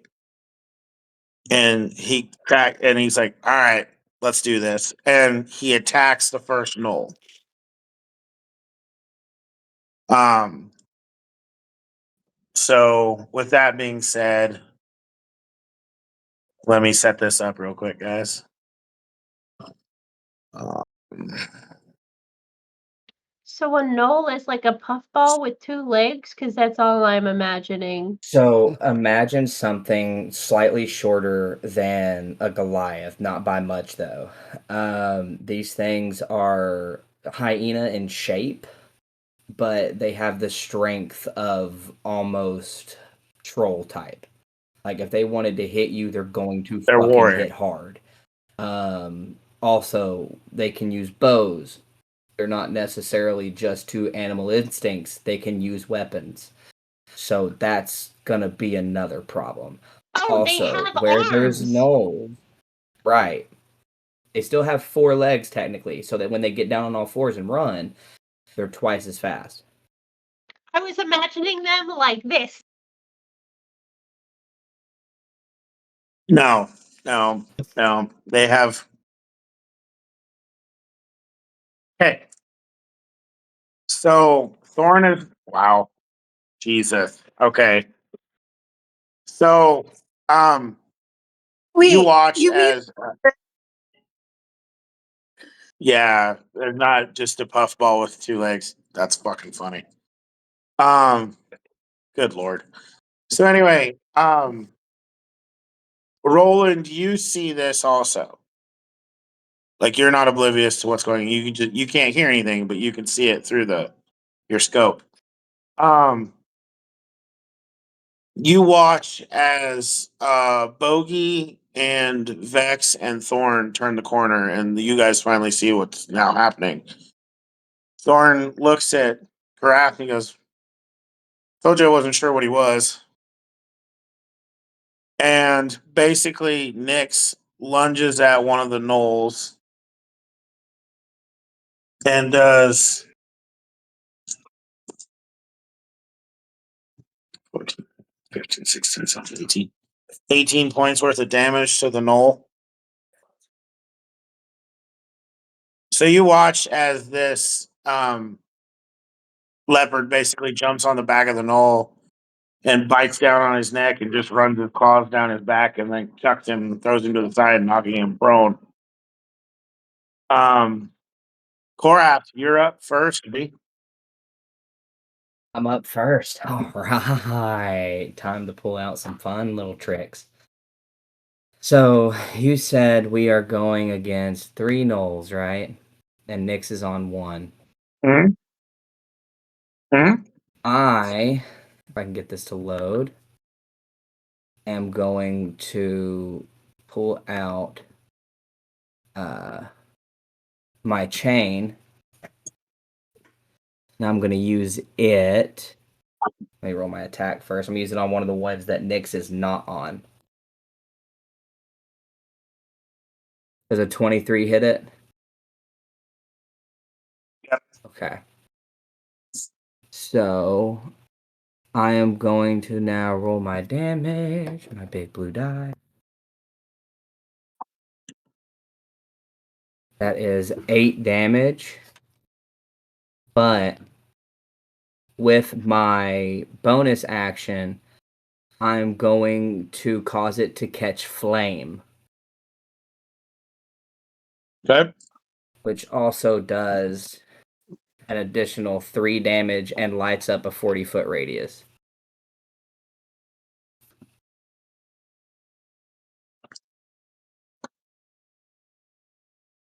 Okay.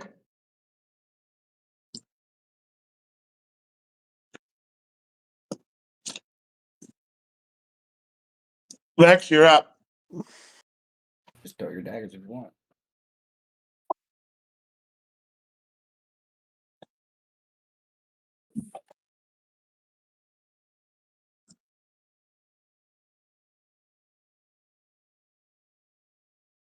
Okay, I'm gonna stay in the shadows and throw my daggers. Okay. Go ahead and roll your damage and times it by 2. Alright, so roll your damage. Oh, not damage. Nice. This one. It's time to here. 20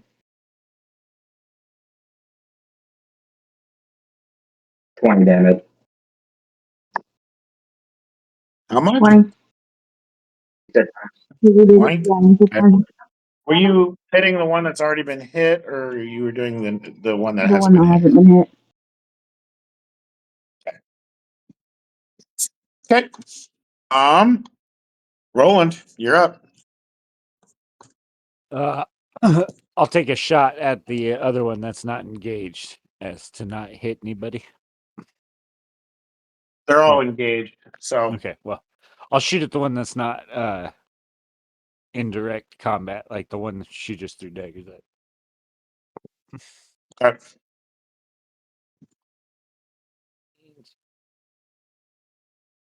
21 to hit.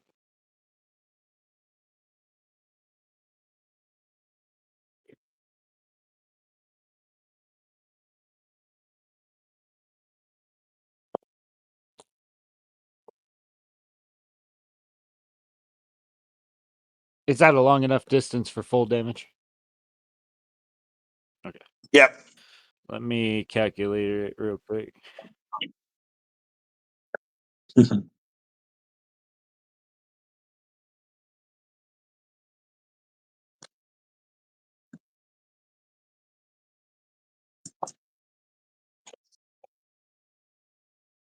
So 38 altogether.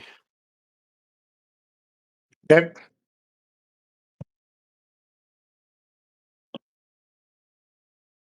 Okay. That Noel's looking pretty And hurt. Cogs is, we're still at the building, so he's rather distance away from this, right? Yep. Yep. Yep. Okay, Bogey, you're up. Am I like in the horde? Like how far away am I? I mean, you're able to attack them with your whatever. I'm just asking if I can get to them, and also how close are they to each other? You can get to them and still attack, and they're like, I don't know, 10, 12 feet away from each other. Oh damn. Well, fuck that shit. Yeah, so the one that Nyx has, I'm going to Hunter's Mark. And Okay. then I'm going to use my lightning bow string. And I am hopefully gonna hit that fucker. Okay. I got an 18. Yep. Go ahead and roll your damage.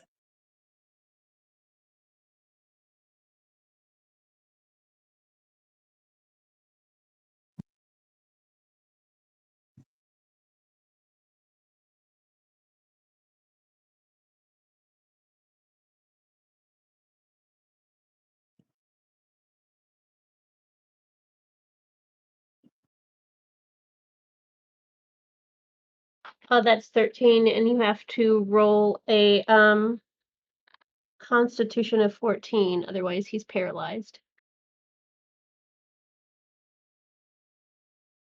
Okay, so that Noel falls over. 8, 9, 10, 11. How long are they paralyzed for? Until the next turn. Okay. And then I am with my expertise, I'm going to use my adrenaline rush to give myself 3 HP. Okay.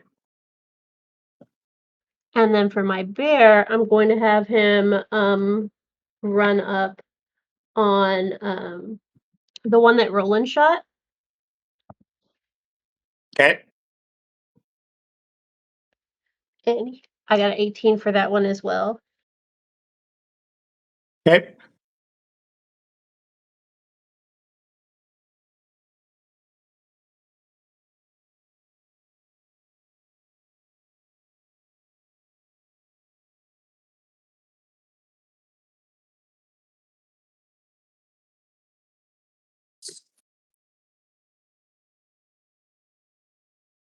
And that's 14 damage in total. How do you want to do this? They're pretty tall, right? Yeah, I'm Mhm. gonna have him he's gonna climb on his back and grab on to like the nape of his neck and just rip it off as they both fall back. Nice. So you guys watch as Boogie's bear lunges forward. The knoll tries to strike at him. The bear's just a little bit faster, and the bear grabs onto the back of the knoll's neck, pins it to the ground, and rips upward, ripping the head and the spine basically out. That's it for that knoll. 2 left. So Thorn will get to go now. And Thorn will roll. Ooh, nice. Okay, so that's not the one I wanted.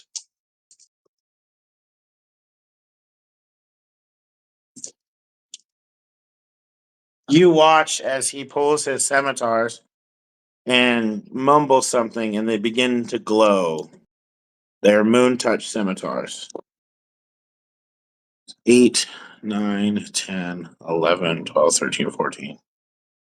Plus 3 is 14.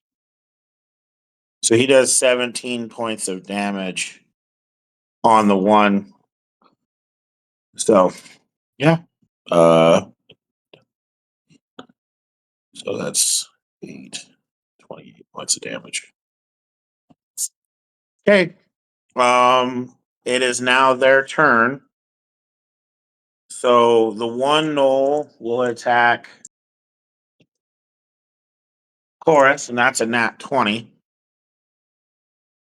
So Well, the chain he will has a go feat ahead and where it's got to make a saving throw when it attacks. It's got to make a saving throw, wisdom so what's saving the throw of saving throw? 16. Of 16? Okay, give me a second. Okay, it doesn't. So what does that do? Either hold monster or hold person. This is a monster, so it's going to enact hold monster. Okay, all right. So then it ultimately does not do anything against you. So neither of them can do Oh, fuck. anything because the other one's paralyzed. Yep. Yep. So back to the end, back to the next round. I will say this. We will pan back to the inn essentially, and everyone is now nervous because they've heard the big boom of the anti-magic rifle on top of the building. So Hugo and Elena, you're going to have to roll to calm the village down. So go ahead and give me a roll. Give me a d20 roll with persuasion. Can I do a performance roll instead for what you guys gonna do? Sure. Sure.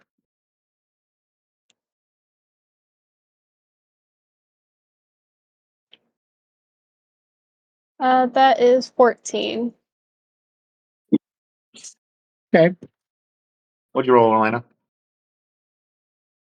You're muted. 19. Okay, good enough. Elena turns into a cat and begins to run through all the children and letting the children pet the cat and things like that to calm them down. Hugo does a performance on stage, and I'm genuinely curious what this performance is. So Hugo is actively going to cast dancing lights and is Okay. going to turn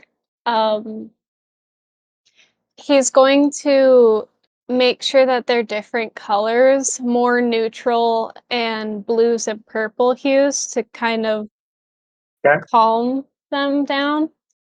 And he'll actively play a little lullaby coming from his sound box and Okay.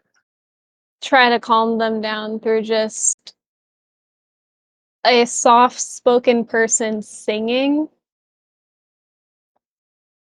though it is very obviously not Hugo.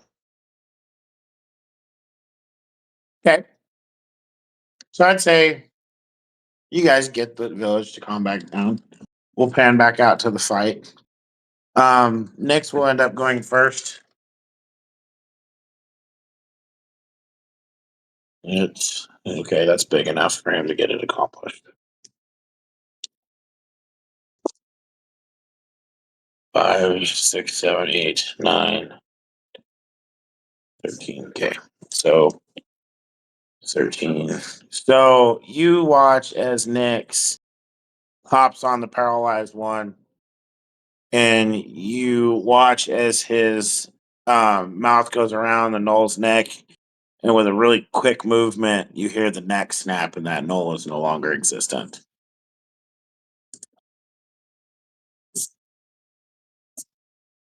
Okay, Korath, there's one left. How hurt does it look? It's about half. About half. Nice. Does a 29 hit?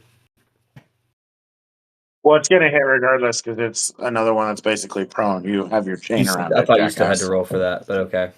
Oh, Okay. sorry. So this is when, with the other hand, I pull out the trident. And with my bonus action, I'm going to thrust. Here, get my damage rolled for that.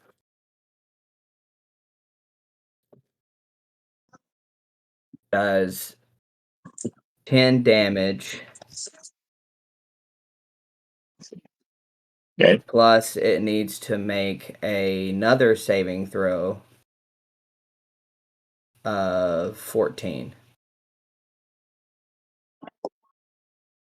Okay, it rolled a nat 20. Okay.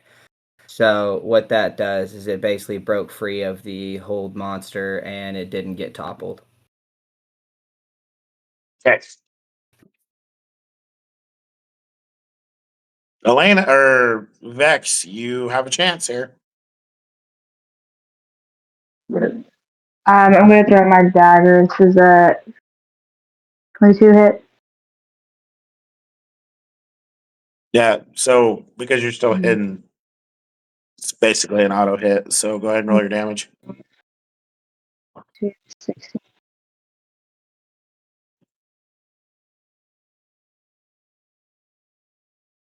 16 damage.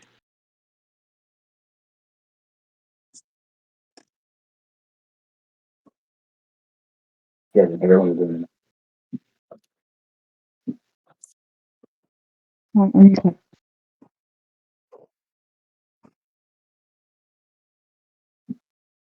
Okay. Roland, you have a chance. Yeah, I guess I'll shoot at it again. They didn't tell me I woke everybody up, so I'm not paying no mind to it. Well, I mean, you did wake everyone up, but they're calm. That's 17 plus 7, so 24. That hit. Just roll your damage. 16, 33 plus 4, 37. What? Oh, I'm flipping Lonnie off, not you. How much damage did you 37. do, buddy? Cool. So you guys watch as you hear the boom, whop, and you hear as it hits, the knoll kind of staggers, and then all of a sudden out of nowhere you see the chest kind of bubble, and the just poof, gone. So you killed all three. Good job, guys. Knolls are 250 apiece for XP. If anybody's holding on to that. Good job on killing the knolls. Um, you watch as Nick's creaking towards back into their normal form. Side eyes Korath. Looks at Korath and said, "I told you I wasn't the problem." And begins to walk back towards their tent. Also said he didn't shape shift.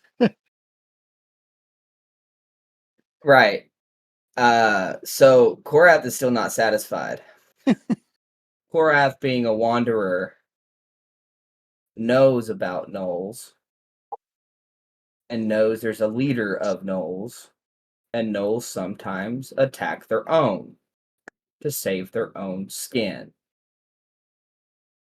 I'm still following Nyx. Just like a microphone next. I don't. Okay. So Nyx turns to you and goes, "I'm not a knoll. Leave me alone." Do you command them? If I commanded them, would I have killed them? I'll save you. I literally look nothing like a knoll. You watched me morph. Do I look like a fucking knoll to you? You change, just like a gnoll changes. No. Give it up. You fail to realize what a knoll does.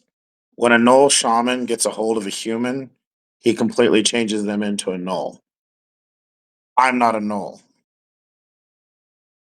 I'm something that was born completely different from that clan. Yes, they are a clan on their own. And to be true knoll, you can be true knoll, or you can be a part of their kind that was. Those were humanoids Then where is the changed shaman? into gnolls. It beats me. But constantly following me around, even though I've helped you, is beginning to slowly start to piss me off. And trust me, if I can crack the neck of a knoll, I can crack the neck of a rock giant. Leave him be. He helped us. You sure about that? Also, basically, even though that Nyx has no idea where Roland technically is, looks directly up there and looks at Roland directly. And because again, Nyx's hearing is far better than most. Now, if you don't mind, I'm going to go back to my tent now. And I'm going to heal. Because believe it or not, it hurts when I shift. Now, have a good night. And he walks away. Thorn also steps in front of you and stops you and goes, "It might be a really good idea to leave that alone." I wasn't sure what he was until I resemble that remark. So with that being said, Thorn basically says thank you to you guys. He walks back up to the inn into the village. He gets Roland. He looks at Roland and Cog. You guys are more than welcome to stay up there, but I think we found the culprit of what has happened here. But anyway, the night goes through. There's no more disturbances. Nothing along those lines. Everyone's completely fine. Belle actually makes a bunch of food for everybody in the morning to, help people reclaim, some semblance of normalness. But with that, you guys kind of stopped something there. So good job on that.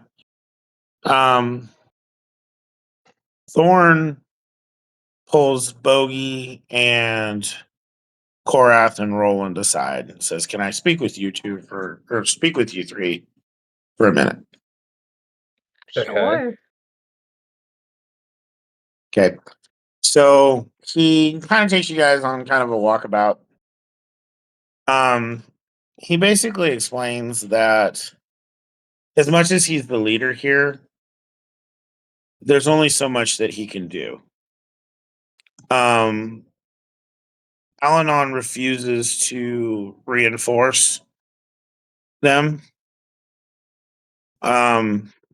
And I only have a very small militia. And their battle, I mean, they're great at battle. They do everything that they're supposed to do, but I can't do everything by myself. So I do appreciate what you guys did last night. The one thing I would tell all of you is that I know that trust can be hard sometimes, but not everyone is here to hurt you or kill you. Um, I get Korath where you thought that Nyx was the culprit, but you know, I get where you were coming from, and I'm glad that we figured out that it wasn't him. Because if it would have been him, he'd have been dead. I'd have done it myself. Um, but Nyx has never done anything like that. Now, granted, people change, people do stupid things and things. The other part is that one of my scouts has seen a group coming, and it's comprised of a lot of different things. And as strong as my men are, I think you guys are perfect for this mission.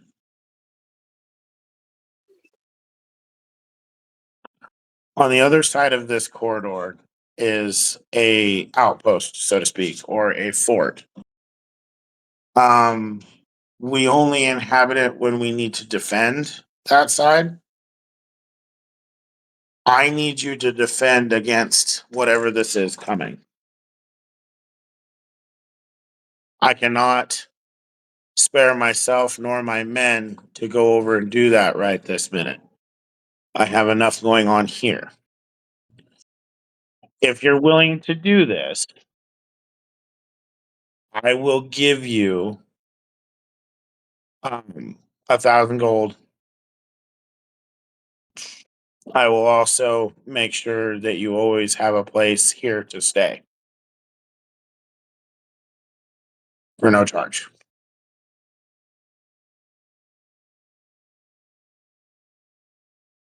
Are you willing to help me?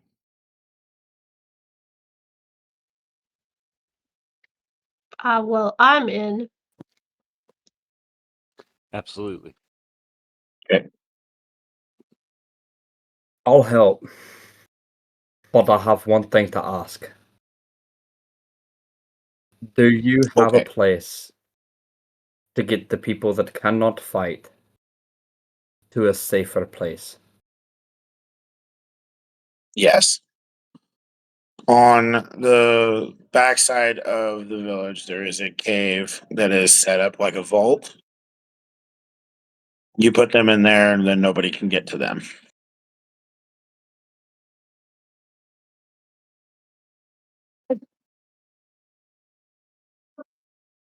Okay. He says, go ahead and do what you need to do in the town. Talk to your group. Let me know what you guys all decide, and then meet me on the edge of town uh, tomorrow morning, and I will set you guys up, and I will have my scout lead you to the fort. Can I pull Thorn to the side? Yep. Or like out of earshot from everyone? Yeah. I saw you talking to your blades. Do they talk back? Yep. From time to time, yes. So I pull out the stone out of the hilt of the trident. And I show it to him. Okay.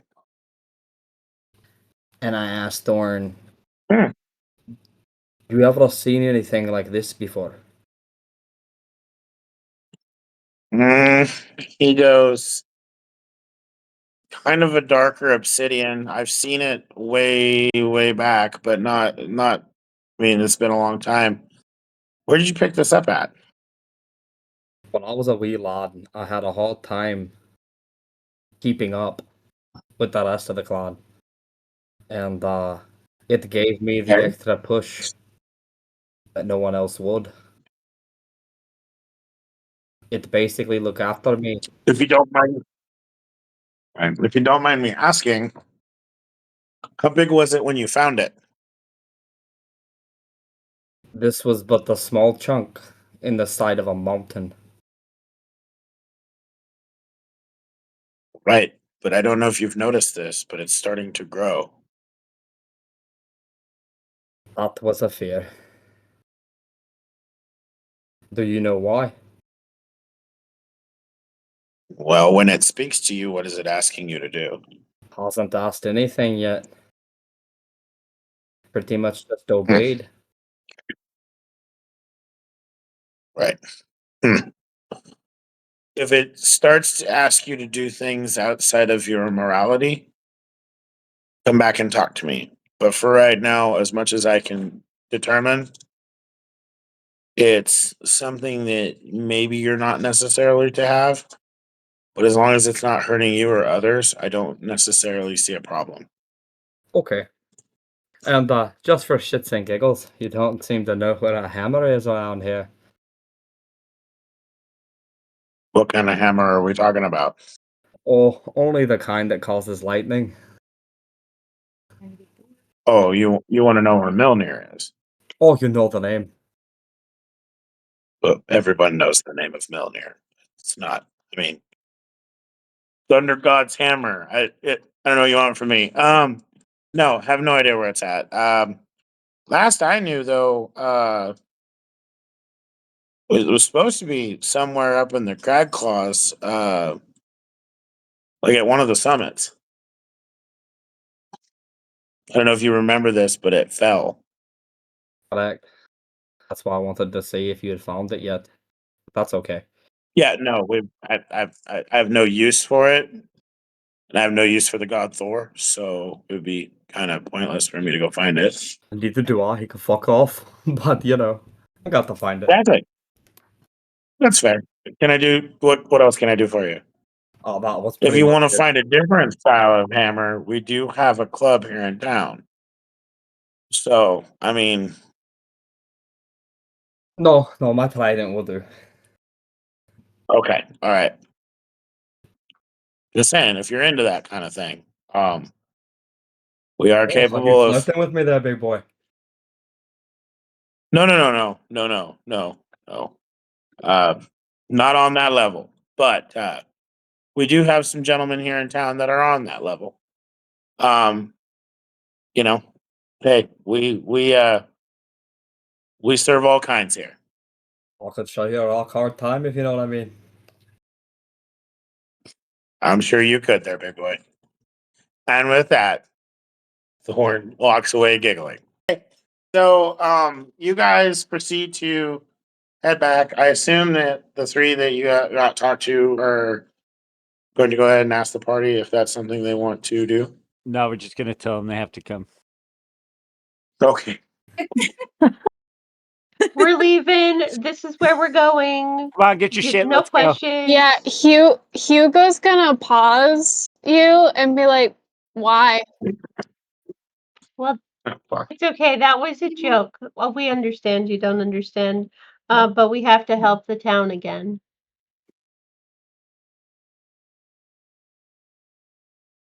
Why Yeah. do we have to help the town again? Because there's a group of people coming for them. They're gonna go hide in a vault in a mountain. Why can't they fight? Have you seen the size of some of them? Look at him. Look at him. There's children. Would you just look at them? I mean, a lot of them could be able to fight if taught.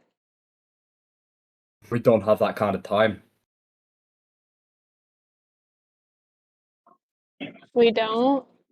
No, they'll be All here right, tomorrow. And I just pick up the robot and we start walking.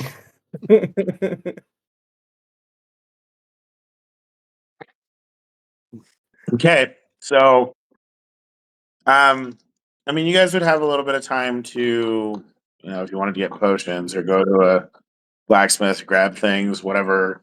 You have that chance and you have that time. I currently have 3 medium health potions. And Okay. I also can cast Cure Wounds, but I have to touch for that. Okay. I would like That's to what happens attune when to you can be Woody. thrown.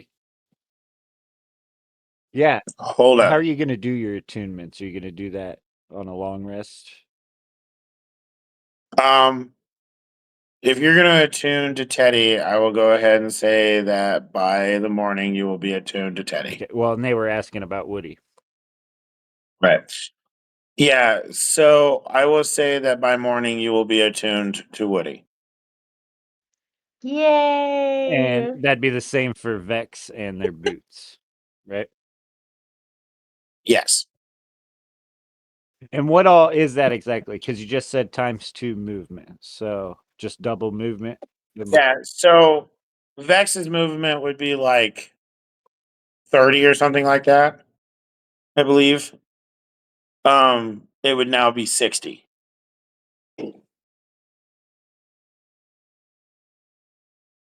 It's basically boots of the long strider, essentially. So their just speed is doubled. That was all. I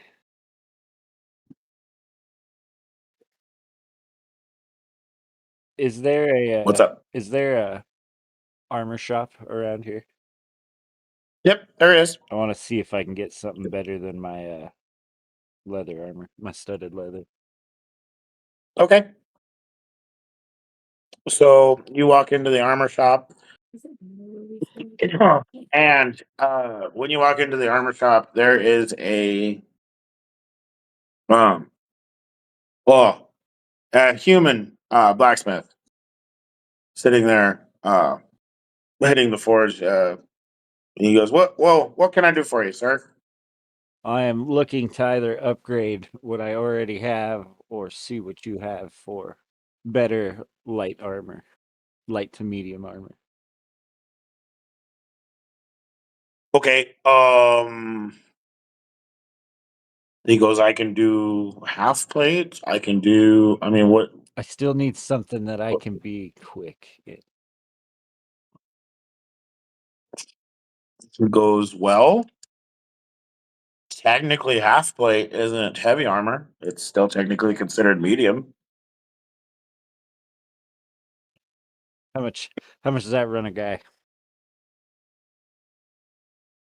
50 gold. Okay, I can do that with what I have. Okay.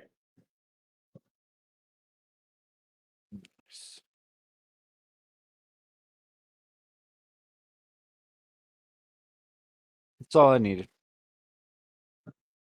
What else do you need, sir? That's all I needed. Okay. Thanks for coming in. Appreciate it. What else has everyone got? Anything? While we're in town, can I work on actually brewing the potions that I got ingredients for last session? Oh, I thought we did that already. I thought I told you what it made. Oh, I thought that okay. I see. No, Never yeah, mind. no, I told you what it No, you're good. No, that's a good question to ask. I'm glad you asked it. So no, you've basically in your free time you would have made them essentially. So what do you got, Hugo? Seeing as Korath is currently holding Hugo at this point and carrying Hugo's actually gonna turn his head as close as he can get to look at Korath and be like, whilst you're carrying me, can you at least wind me up again so I don't go out tomorrow? I can do that. I'm still confused by all this. But What? I said I'm still confused on why we all of a sudden trust the robot. Because last time I was around everyone, we had just found said robot, and they were with other robots trying to kill us. I don't work You got a for good those point. robots. It fed us. It was pretty good. So how I thought it did was y'all? good. You're like the only one. Is this that almost killed everybody? Well, I'd like to at Kinda. least break the penguin's flipper one day, but everyone else is fine. That's fair. I think we're all in agreement on that one. Hugo, you want help breaking the bones? Yes, please. I can do it for you. My gauntlets were made for that. Damn. That will be helpful. The orcs got some sass in them tonight. Well, I didn't appreciate my circuits being damaged because they did not ask me why I cannot say my creator's name. Hmm.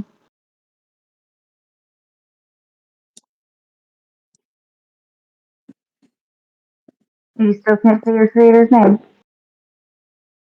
No, he prevented it.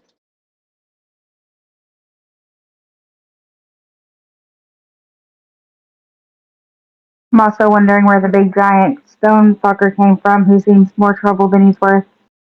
Oh yes. He came in with the penguin who was drunk, looking around in his bag, for the world tree for whatever reason. I don't know why he thinks it would be in a bag. I guess he was drunk. I don't know. The penguins, just not too bright. Stone One protected me from Penguin by knocking Penguin out. Okay. So we also trust the stone fucker who gets us into fights that we don't need to be in. Okay. He hasn't stolen from us yet, so Oh, I knew that one, but I want to remind you, I was simply doing a job, and I always stole from bullies when they were here. Wait, you Never steal? mind, that was cold. you I'm did just bully saying me we're all a little fucked up. a little bit. Why we make You a are a difference you are a thief? when need be. Can you teach me? Fuck. I will talk about that at another time. Okay. Where did Bully and Velocity go? I can, Oh, they betrayed the party. Okay, they killed Valif. they It's killed. lost now. They were in the same person. Yeah, so they like split apart into two bodies for a few seconds, and then Valas stuck a dagger into Valith's back and then turned him to ash. And then became the Prince of Demons or something like that. Way to make Oh, yourself bad again. everyone has pact with him, so now everyone has to find way to get rid of pacts. But Velas also taught me how to get rid of the pacts. So, Sounds like y'all got yourselves in a bind with those packs. Yeah. Also, random fact, Boogie is bald, by the way, now. I no longer have long green hair, just for reference. What happened to your hair? You know, it's a part of my culture. We do that, when we lose friends. Okay. Wait, that was a culture thing? Yes. I thought the rabbits just kind of got rid of it for you. Nope. I did it myself. Oh, The rabbits cut it. Now that it's been brought up, what packs did you make?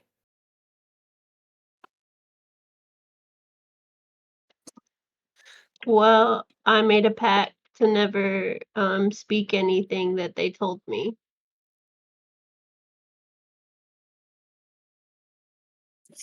That's dangerous. And you, Elena? This is bad. I don't remember. Oh, you're I know fucked. yep. I know as long as it didn't involve women and children, I would answer the call. You're on a fucking leash. Yep. And you, Gabby? I have to find it in my notes. I do have it. It's just back here. But yeah, I'll get back to you on that one. Yeah, I think it's in the notes. Kids lost. I do wonder what the other two promised It's when I in got their your pack. corn. Those, I need I to. think he was. I Where? think the penguins was similar. That they didn't have to go as long as it didn't go against their deity.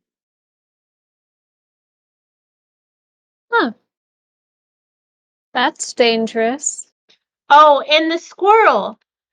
The squirrel. If something happens to the squirrel, he'll show up and protect the squirrel. He'll do what now? He'll show up and protect the squirrel.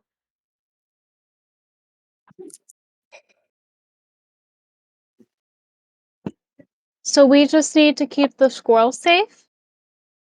That's correct. Yes, Hugo, you mentioned that I told you how to break the pacts. How do you break the pacts? I take the place. You take the place of the pack. Of the person. Of, I become the person. I take their place. The pact is now mine. And the party is safe. speaking of dangerous, that's dangerous, but okay. It is. But I'm willing to risk my life for all of you. You woke me up. A life for a life. Wouldn't that be a life for 6 lives? It is Tomatoes, all bottom. fair.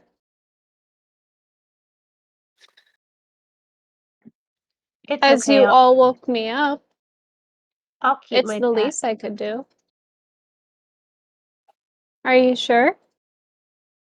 I'm positive. It's Very safer well. with me.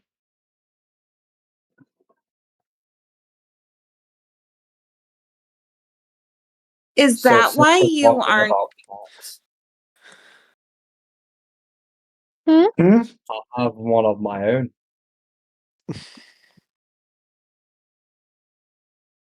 What sort of pact Bogey, do Elena, you what were have? you going to ask? Oh, yeah. Bogey, is that why you didn't agree to help me with trying to free Valith from the stone and the dagger?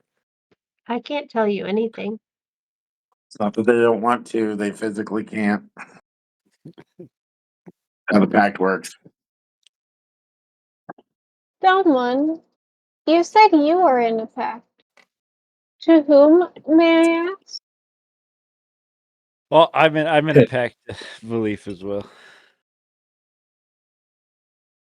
What's yours? I don't honestly. I don't even remember what it was. You gave me the horn. I never wrote it down. So you're on a leash too. Yeah, but I do know parts of gods and demons usually kill them, and I have his horn, which is now my pistol. So I have a little The faith. horn that you have, I'm going to step in here for a second. You needed a tiefling horn to make your forge run. Mm. So you don't have necessarily Oh, like I didn't use it for the it's weapon. no, but you do have a piece of demon. You have infernal steel in your pistol. Fair enough. You guys need to remember that your pacts mean something. You need to get them written down, get them refigured out, because if you don't, then it will be free play on my end. Don't worry, I memorized mine by heart. It's written right. It's Right. written right here. Okay. Correct. You said you're in a pact. Gorath is in a pact, but not with the demon. Mhm. So But that's with something. what? Hold Gorath on a has second. Hold on. Korath, your trident begins to speak to you. Mhm. Don't tell him about me, Bob. Don't say nothing about me. I know what you're doing. Don't tell them. They won't understand.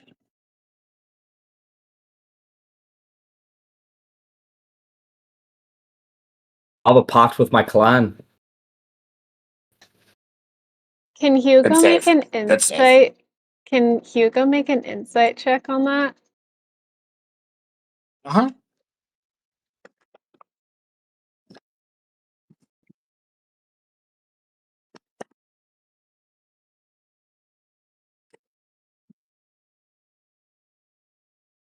That is 19. Okay. Roll me a deception there, Big Pimpin.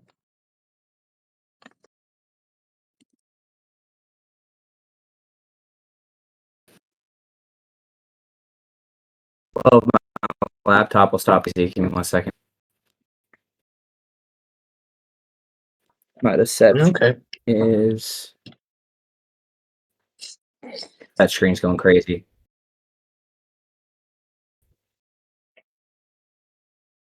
Yeah, it's only a 14. Okay. So, Hugo, you kind of see that Korath is wanting to tell the truth, but is held back. Hmm.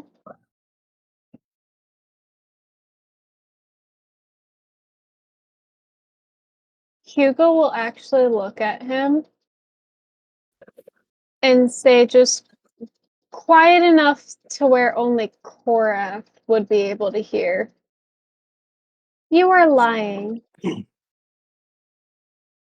But I I'm will not keep lying. your I have a pact with my lies. clan. Oh, I'm not lying. We won. Hold on. You are lying about the pact you made. But I shall keep this to myself for now. You're gonna get me in a lot of trouble by thinking that I'm lying, but I'm not. I do have a pact with my clan.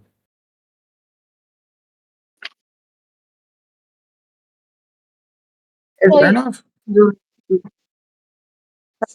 sacrifices in the ass? But Vex, The pact with my clan could bite us in the ass, yes.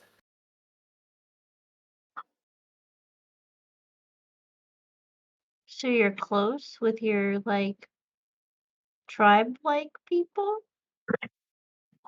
All right, like people. Jesus. More of synth. I'll have a job to do before I can return. Me too.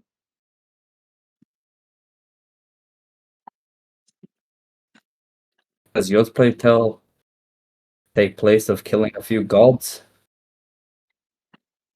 Not a god. No. A demon?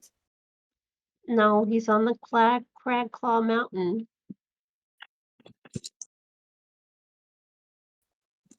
Well, let's defend this city, and then we'll get back to this.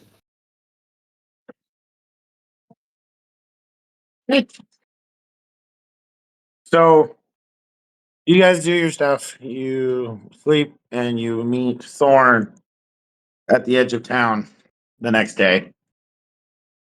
He says he shows you to his scout. His scout says, "Okay, follow me," and they basically take you. He takes you to the fort. When you get to the fort, you notice that it's not poorly built. It has supplies. It has, you know, turret points. It has everything that a defensive fort should have. It's set a little bit back into the corridor, so they would have to funnel in to the corridor themselves to get close enough to the fort to essentially try to get through it. Um, the scout says, "Good luck. We'll see you when you're done." The scout leaves. You guys have some time to try to set up traps or whatever you want to do, get a battle plan going before the horde essentially shows up. I could cast mold earth and make a crevice around the area, see if they fall in. Hold that until they get there. Once they get there, do that, and then we can have the archers sling arrows into the pit and annihilate any that fall. I can only make 5-foot cubes each. So doing a large area like this might take a lot more than just instant. What if we have Idea. you do What if you create a fire? I mean, that? Well, they're all gonna have to be funneled in. It's the only way through the gate. So if we could just do it to where it is around the fort, but if we could get the orc bogey to maybe cover the dirt with like leaves, where they could still fall in and not know that it is a hole.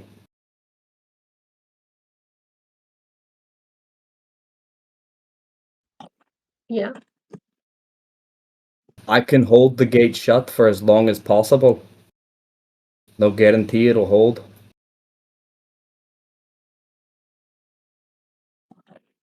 I also have a way to push them back.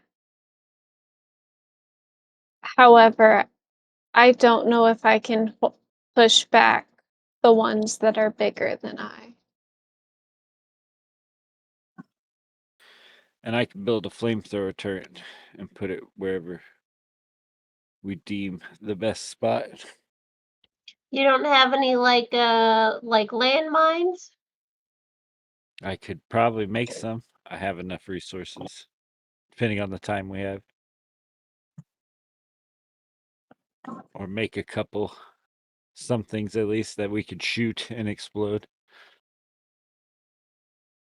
I would say that you would have the time to do that, but that would be the only thing you would be capable of doing. I can still If put we my look turret around, together.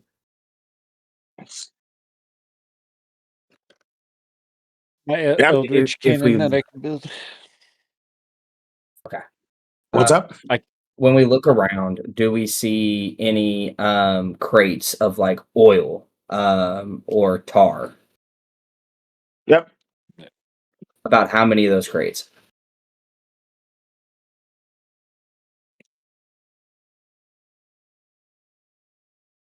Uh, 13 of them. Nice. Yeah, that's gonna be something. So Korath is gonna go and start grabbing those crates and putting them on. You said there's turrets, right? So these high up places. Is it tar or is it oil? Which one? I would say it's oil. Oil. Okay. So I'm gonna take. You said it's 13. I'm gonna carry. I can do 2 at a time with my strength. So I'm gonna carry 4 to one and 4 to the other, whilst leaving the rest kind of funneled down there for me to chunk as need be for Roland to ignite or Boogie to ignite as going. Okay. Okay. I do have a question. How far away are they? Like, would it take up to an hour for them to get here or less? Technically, you have a day. A day?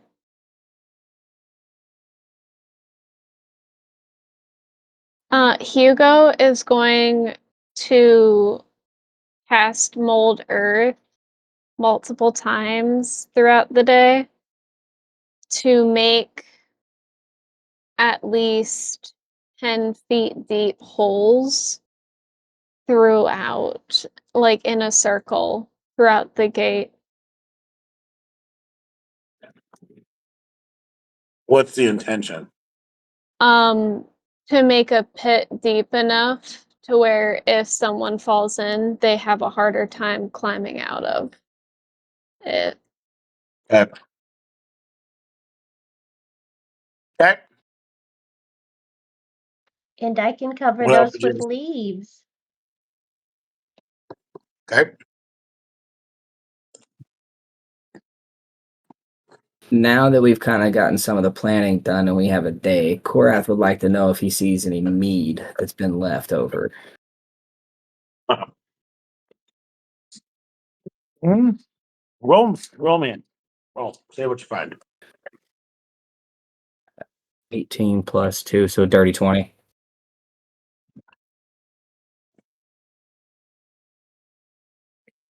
You walk over to one of the carts and you find some rations that were left from before, a couple casks of beer, a couple deals of wine. That's about all you find. So I'm going to take these to each one of the people and I'm going to say, this could very well be our last drink. Could very well be our last stand. It's the drink to you all. Cora, Okay. there's more. There's more. More drinks. One of our party members has endless drinks.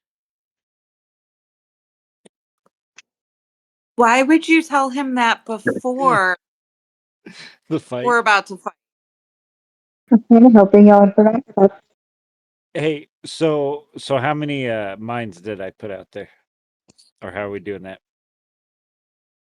Um, before we roll me a d12. Is Bear threatening us with shears right now? He has been the whole game. Maybe. I think he's making snowflake. A 6. You made 6 mines. I'd just like to put them out there in before they get to the holes, kind of scattered in the general area directly in front of the gate. Okay. Is there some sort of ledge that I would be able to like get up on and jump off of, hypothetically? Yeah. I mean, you are kind of right into a mountain. Like you're built into a mountain. So, yeah, I would say that there was a ledge you could probably jump off of. Are you wanting to like Spider Man leap on somebody or something? Or what are we doing? Superhero landing? Yeah. Super thing. Okay. Is that all you guys want to do? I mean, before the night's over, obviously, I want to look in make sure there's a good vantage spot I can start sniping from when it starts. I too would like to do the same with my bear. And Okay. the turret, my flamethrower Elden cannon will be kind of just right front and center, ready to go. Okay. It also So has legs underneath of it, by the way. It is movable. okay, all right. What do you got, Hugo? What do you need? Hugo will actually like to prepare a sort of water balloon type thing where it's just either a ball or something filled with water that he can throw at a distance. Okay. So you all basically pick your spots of where you're going to be, and you guys basically sleep in those spots. Vex, I would assume you're probably in the middle, ready for whatever comes through the gate. Korath, I assume, is also still down there, ready for whatever's going to come through the gate at him. So Korath's plan Hugo. was to hold the gate, literally like a battering ram, hold the gate. Okay. You're going to sleep with your back up against the gate. Vex, you are in a shadowed chair. You are going to sleep there. Hugo, you are going to be over top of the gate, watching out forward. So that's where you'll end up falling asleep at. Corey or Roland, you are in one of the turrets. Bogey, you are in the other turret. Elena, you are on a ledge looking down over the front, and you will end up sleeping there. You guys wake up to the trudge of feet, almost like a march, essentially. And as you guys wake up off in the distance, this is kind of what you see. You see 6 Bane hounds, 5 Knoll hunters, and 10 Draugrs. So, as this goes, the 10 Draugrs are up front, and they're kind of lumbering creatures. The Bane hounds are kind of right next to them, whatever. And then the Knoll hunters are kind of what's controlling what's going on. So, But I will give all of my ranged. So here's your lineup. Okay, this is kind of how this is going to work. Korath, you will go first. Elena, you are second. Vex, you are third. Roland and Cogs, you are fourth. Bogey and the bear are fifth. Hugo, you are last.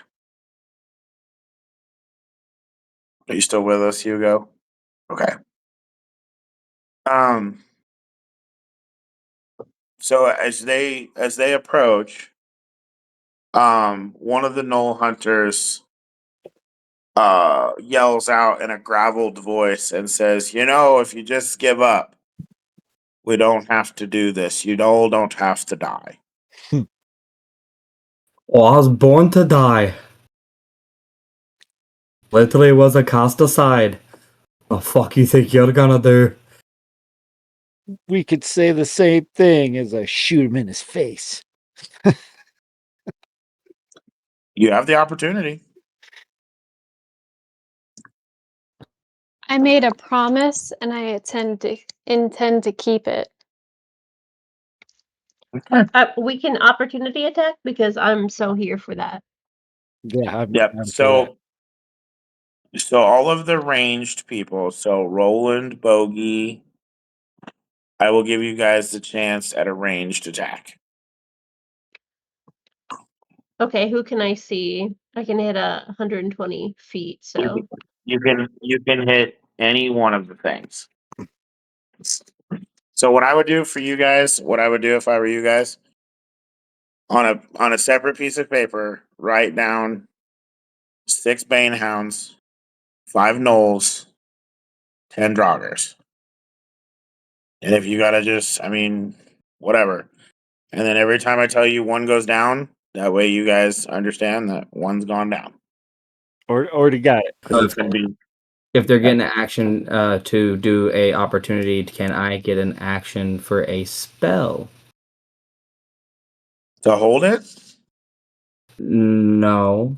I want to cast what me and you talked about earlier and basically show my new puppy. Okay. That's fine. That's fine, but they will be standing next to you until. Right. Okay. You know that it creates 3 of them, right? Correct. Okay. Way to ruin it. You're still gonna giggle when it happens. So anyway, Roland, go ahead and take your shot. Do I still have to roll to hit? Yes.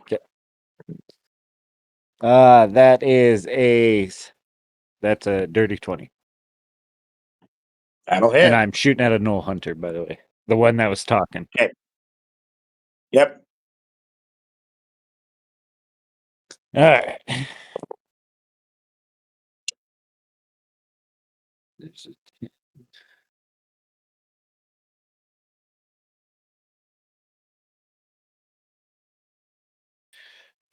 25 plus 4. So 29.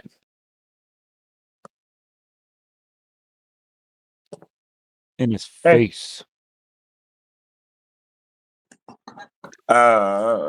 Bogey, go ahead. Oh, and also, by the way, with my rifle mastery, that puts sap on him. If I hit a creature with the anti-material rifle, that creature has a disadvantage on his next attack roll before the start of the next turn.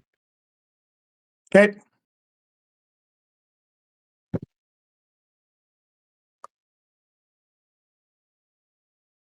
Oh, I'm going to. Nope, hold on. Okay. Bogey, you're up. Yes. Does a 21 hit? Yes. Okay, sick. I'm Hunter's marking another knoll, a different one. And then yeah.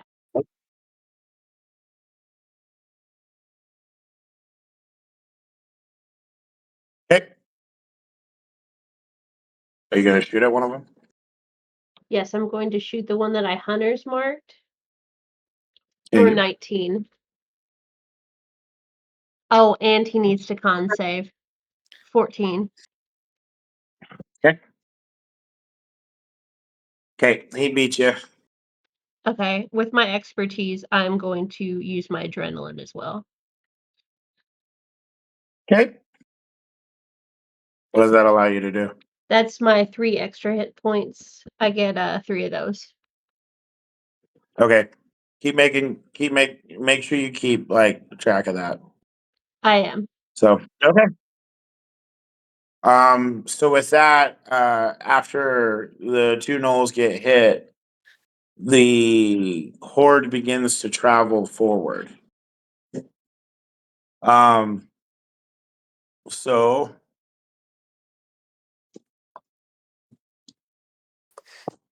basically, okay, so the knolls see your guys' traps, the pitfall traps. So they're not going to fall for that. However, the Bane Hounds do. So, or that's not the one I wanted to roll. 5 of the Bane Hounds have fallen into the pits. And then the Draugrs have uh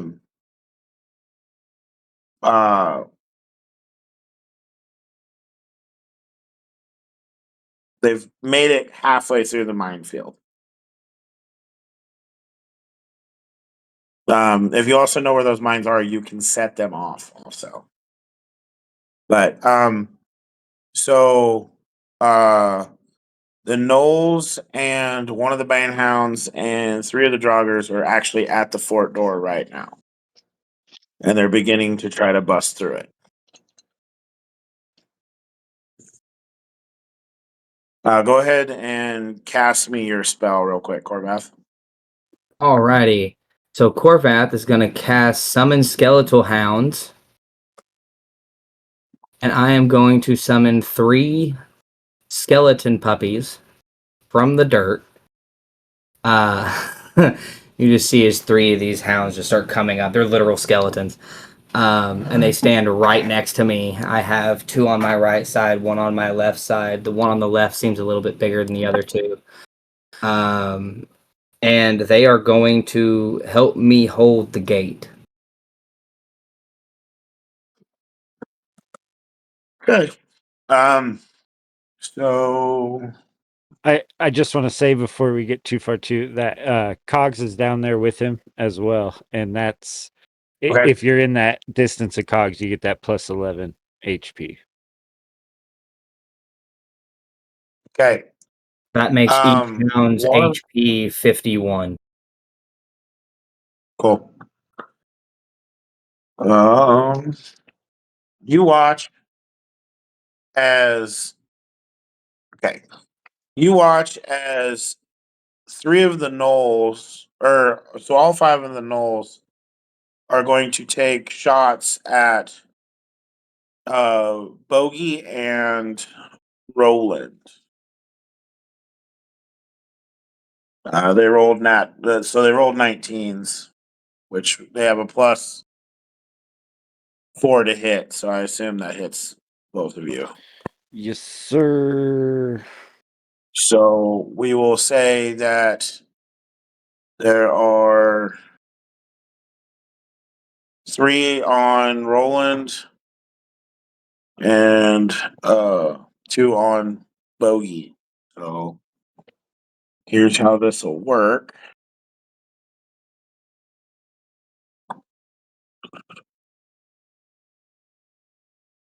One D8 plus 3.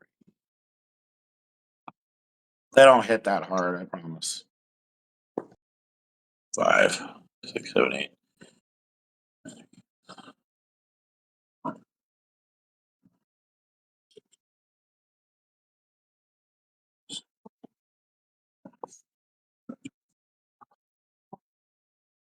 Okay, so this will be Roland, you'll take 16 points of damage. Bogey, you will take 4, 8, 16 points of damage.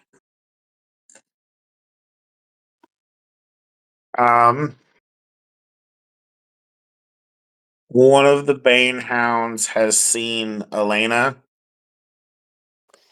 So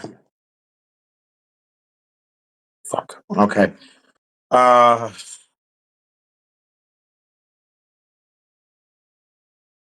21 probably hits you, Elena, I would assume. Yes.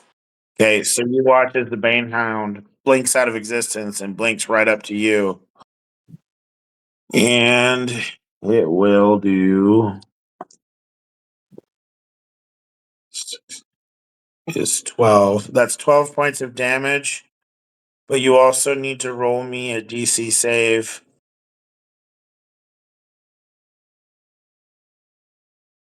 X. I got an 8. Okay. So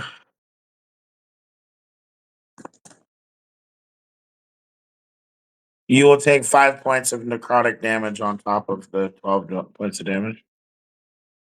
Super. Okay. Okay, so Corvath, you're up. Are there any like right on the other side of this gate? Yes, there are 5 joggers and a band trying to get in. Okay, so but I can't see them, right? Or is the gate see through? Like, can I like look through the gate? You can make out the shadows essentially. Okay, so but they're within a 10-foot radius. Yeah. Okay, so I command the puppies to back up, which does not take an action or anything. They get about Right. 15 feet behind me, and I cast Arms of Hater for Hadar. Okay. Arms of Hater is funnier though. Right. Hater. Hater. Does a dirty 20 hit? Yes. Yes, it does.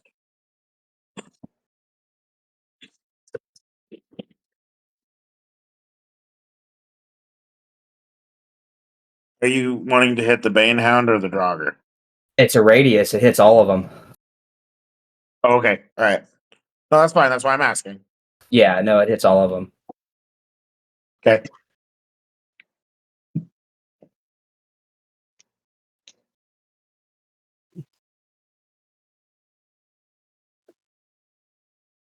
That's 19 damage to every single one of them.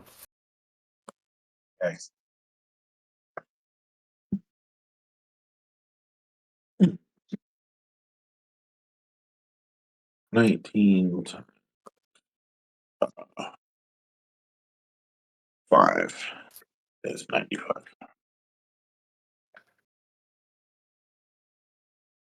Okay. Later up. And then, Oh, oh, sorry, Corvath. the puppers, they get turns, don't they? Well, I mean, they're what are they gonna do?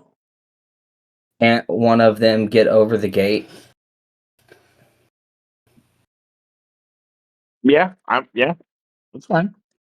So I want one of them to jump over the gate, potentially landing on one of the Draugr that's there. Okay.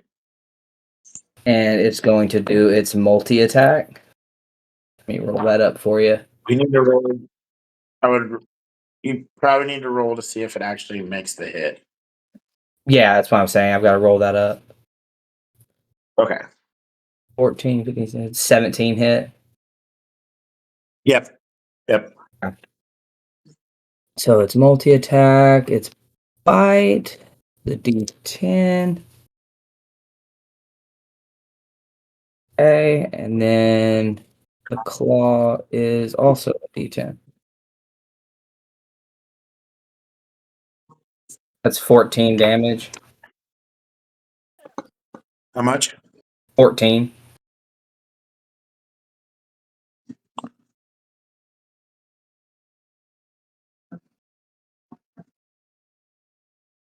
Okay.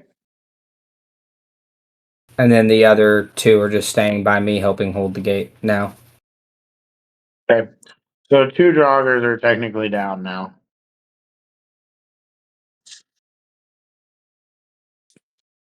So,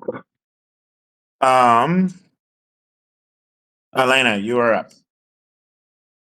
Okay, I am. You said there was one of the creatures up on the thing with me, or it just sees me. No, it attacked you, so you can attack it. Cool. So I'm gonna turn into that dinosaur thing. The Right. I can't see it. And Raptor. yeah. Okay, I'll know what you're talking about if you say it that way. Okay. Does a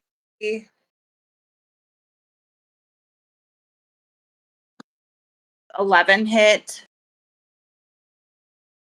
No, unfortunately, it does not. Cool. Can I? Never mind. Never mind.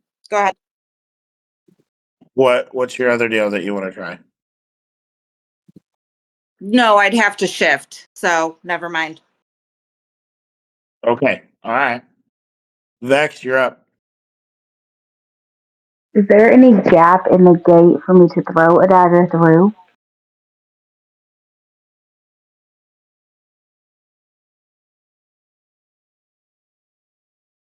No, unfortunately. I would say you could hold your attack for an opportunity when the gate gets broken through. I'll just hold my attack then. Okay. Roland, you're up, buddy. All right. I will I'm going to do Yeah, I'll you said there's still some in the minefield, right? Yep. Yeah, I would like There's about 5 joggers still in the minefield. Is there I would like to shoot at whichever mine I could maybe get more than just one of them hurt with it. Okay, how many do you want to try to? I mean, like, I'll tell you what. Roll the shot and then roll me a d6 to see how many you get. Okay. I could do that. That's a 15 plus 7. So 21. I'd say that's good enough to hit a mine. So go ahead and roll me a d5 to see how many gets the joggers. D5.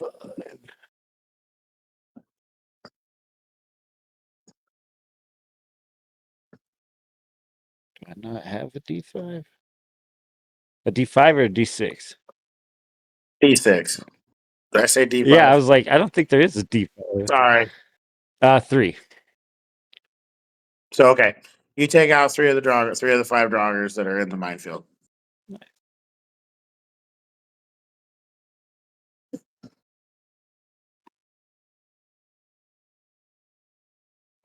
So there's five Okay, joggers so left altogether. yep. Actually, there's 4 joggers left. 4 joggers. Nice. I missed one.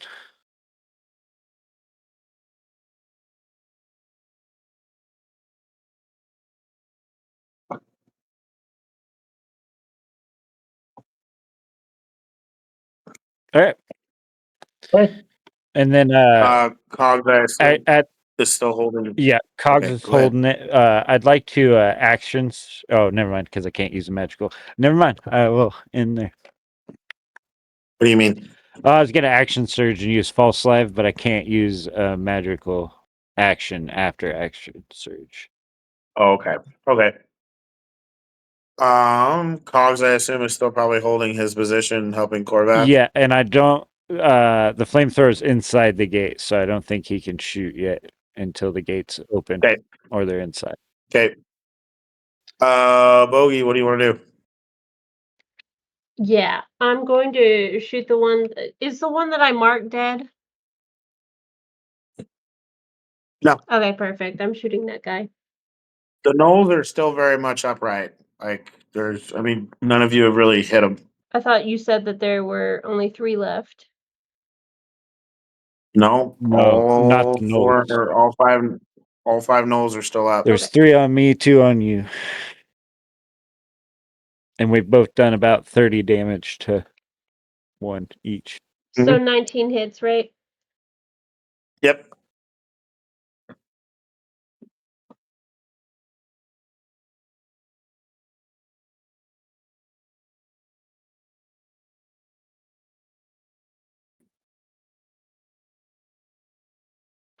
I hit for 22. And he has to make a Okay. con save of 14.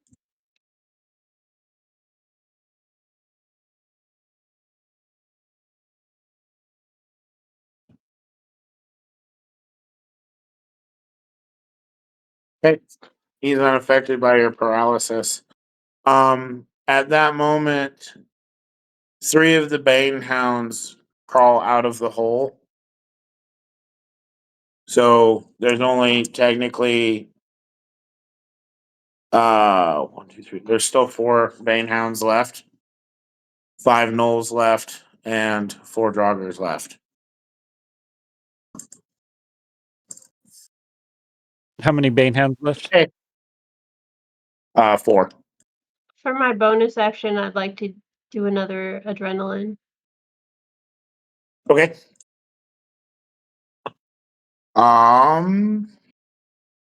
Hugo, what would you like to do?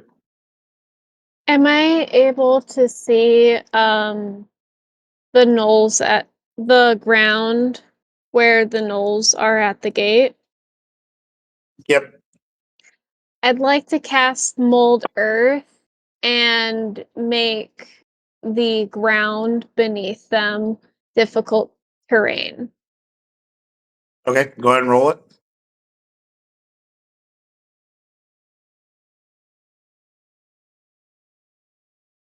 That is an 11. Yeah.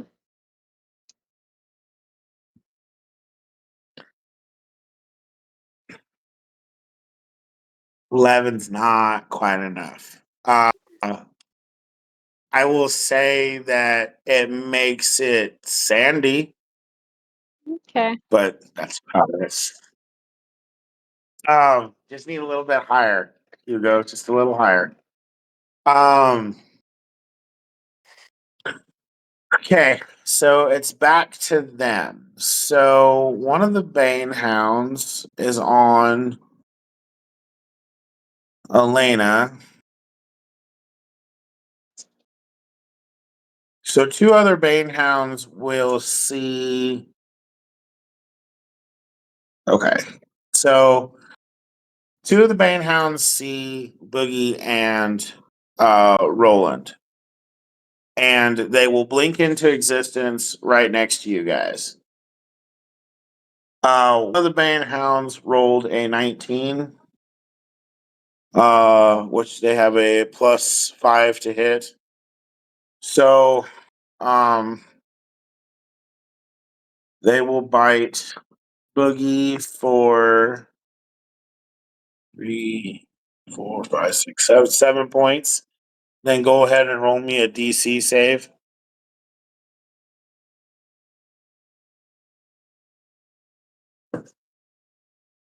I got a 22.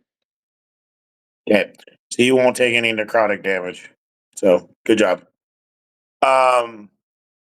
But now that Bane Hound is with you in the turret. Roland, it rolled a 19 against you. So that's +5 to +5 to hit. So we're gonna do a D8 +4. That's 8. 9, 10, 11, 12. That's 12 points of damage to you. And then I need you to make a DC save. 12. Okay, unfortunately that fails. So Or is that for DC? That's Dex, right? Or yep. yes, that's 12 plus 5. 18 or 17. Okay. So you okay, so you recovered. That was a success. Good job. Okay. Cool. So you don't take necrotic damage. Now that Bane Hound is face up with you. All right. Okay. We're gonna move over to the Knolls. The Knolls getting tired of dealing with you guys are going to charge forward at the gate. How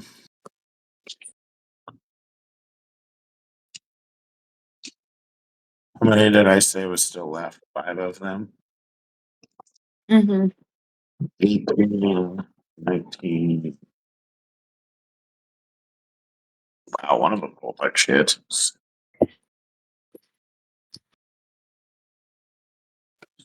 21, 32.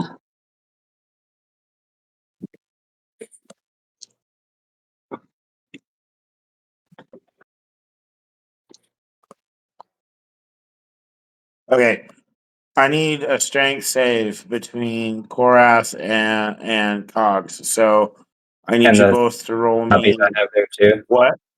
And the puppies I have there too. What? And the puppies Yes. that I have there too. Okay. Yes. So I need you guys to roll me a d20 and add your strength modifier to it. You need to all you need to all get 50 between the two and your puppy. Oh, let's see.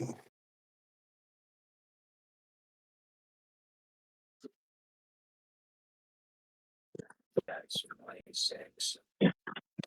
I've got us to 46. I just need you to barely get anything. I got a 10, 12. We're good. So you guys hold the door. Hold door. The Knolls hit the door quite hard. Okay. The joggers now. So the joggers begin to climb the walls of the fort. So that will take them a whole turn to get over the top of the fort. So, we're gonna go back to the top of the round. So, Corvath, what would you like to do? So I am going to use one of my feats and going to basically give myself another pack slot to where I can cast Arms of Hadar again. Okay.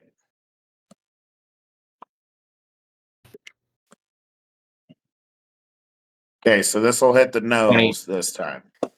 Right. So 22 on a hit. Okay. Does that hit all of them? Yep. Okay. Status time.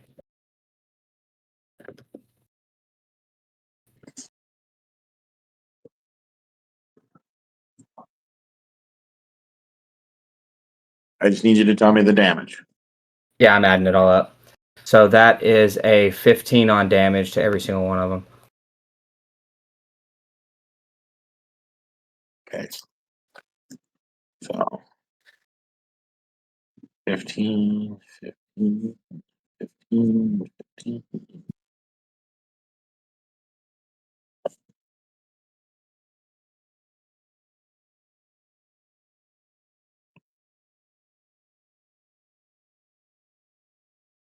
Okay.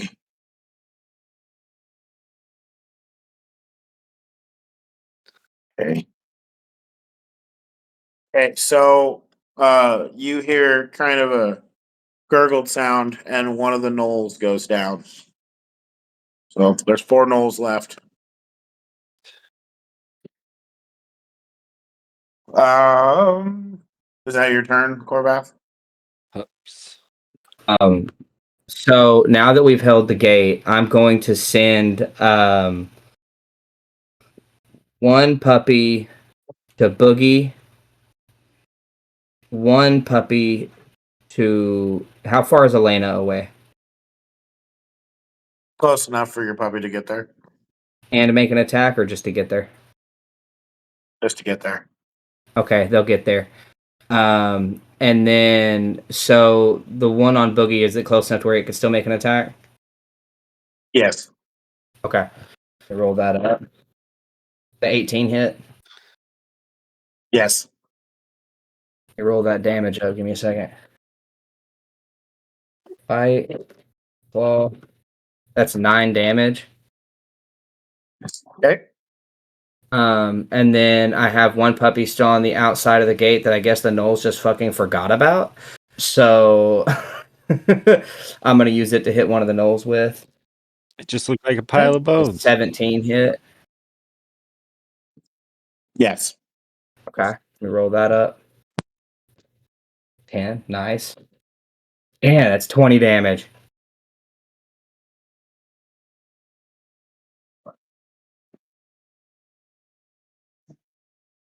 Okay. And then hold on, that's one, Is that it? 2. Yeah, that's all 3 of them. Yeah, that's it. Okay. Elena, you're up. Does a 17 hit? It does. Cool beans. So I am going to multi-attack them. Okay. It's 20. So, oh, I rolled the wrong thing. Hold on. D6. Okay. 2. It's a 5 and a 3. That's 8 plus 4. That's 12 points of damage. And then, hold on. Can't find my D8. Need 2 of these. An 8 and a 5. That's 13 plus 12. 4, 17. So Cool. 29 points of damage. Nice. there we go. Good hit. It's nice to hit, isn't it? It is. It makes it fun. There you go. Okay. That's your turn. So, Vex, you start to notice that the Draugrs are starting to make their appearance over the wall. So you can, as soon as you see the first Draugr, you could actually throw your daggers. Okay, I want to throw both my daggers at 2 of them. Okay. Okay. Okay. I'm assuming a 19. Yeah, go ahead and roll your damage. 16, because I double it, right? Yeah, 16. And then does Okay. action. I have 1 held action. Okay. So technically, you held your actions. So I would let you. I'd let you throw a third one if you wanted to, but you'll have to roll it.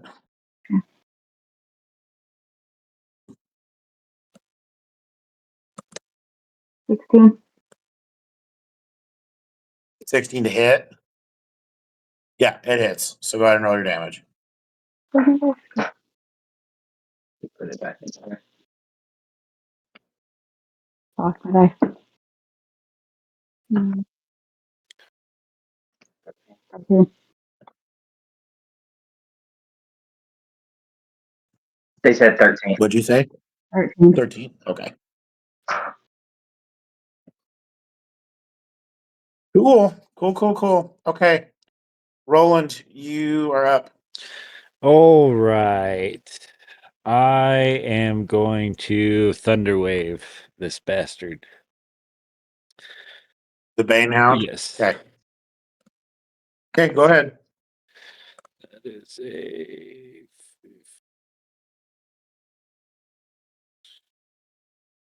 18 to hit. Yep. All right, so you need to make a Constitution save. Of what? 14. Okay, I failed. Okay, so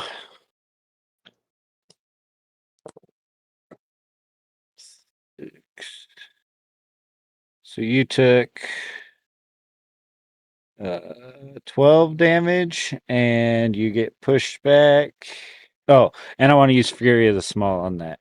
So took 17 damage and get pushed back. Let's see here. 15 feet, I think. 10 feet away.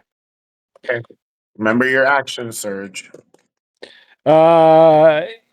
Yeah, but if I action surge, it probably, well, yeah, I'll action surge to pull out my pistol. Okay. And then down on the bottom floor, can my flamethrower see those same Draugrs starting to come over the wall? Yes. Okay, it would like to attack. Okay. Let me get to that real quick. Sorry. Coldness as well. All right. You're not needed. Okay. That is a 19 plus to hit. That'll hit. That's a 15-foot cone of fire. Each creature takes 2d8. Half that on a deck save of 14. Okay.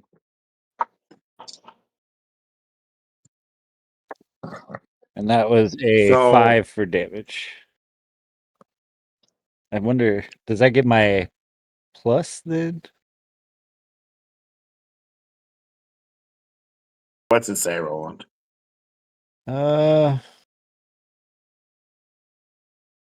Doesn't say anything. That doesn't sound right. Yeah, it just says takes 2d8 fire damage. It's literally just kind of a little helper, I guess. Like it's not a major heavy hitter.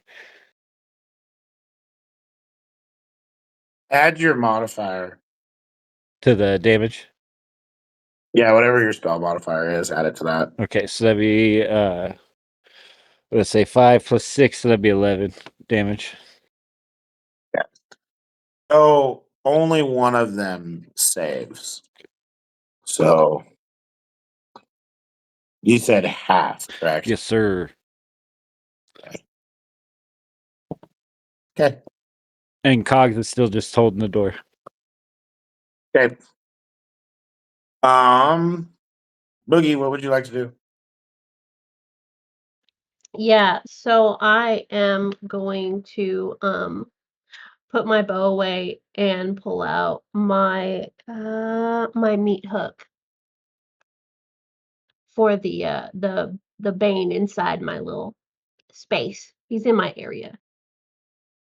Okay. Surprised you're not bringing the wood. It's coming right now. Okay. You can bring the wood? Okay. Okay, so hold on. Oh, yes. Does a 23 hit? Yes, it does.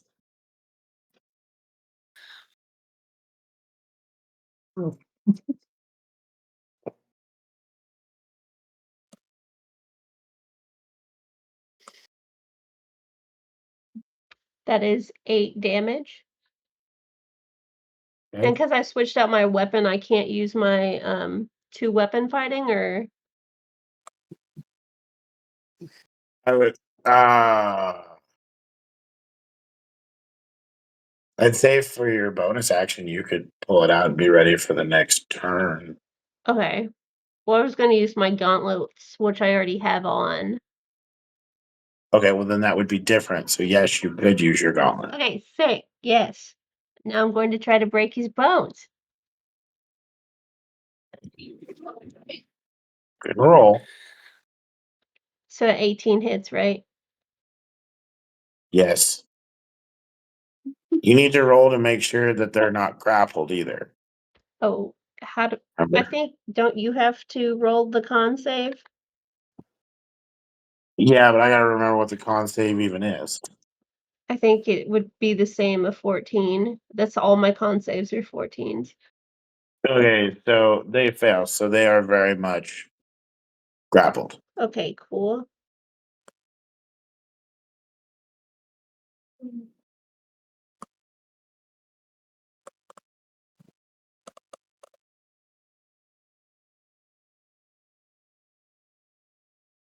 Is Esther okay? I think Ask Okay. drunk.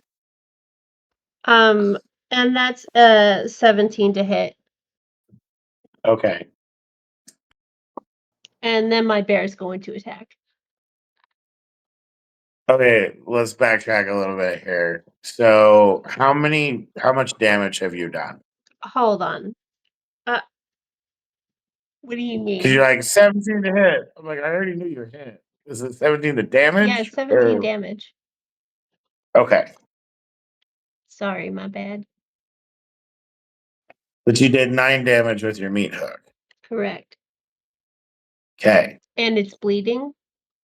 Whatever that's worth. Okay. It's an effect. 26. Okay. Now okay, yeah. Go ahead and attack with your bear now.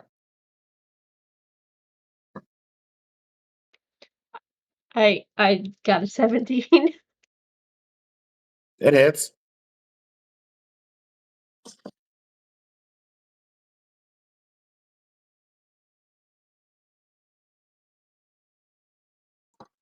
19 damage.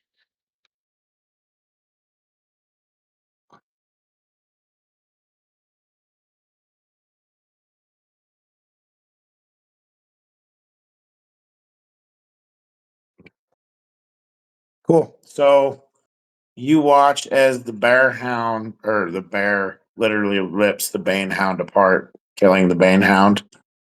So that's a bane hound gone. 3 left.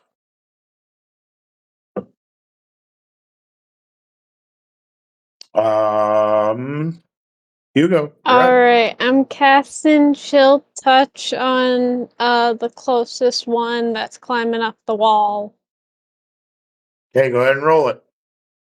That was a nat 20 plus 6. Does that hit?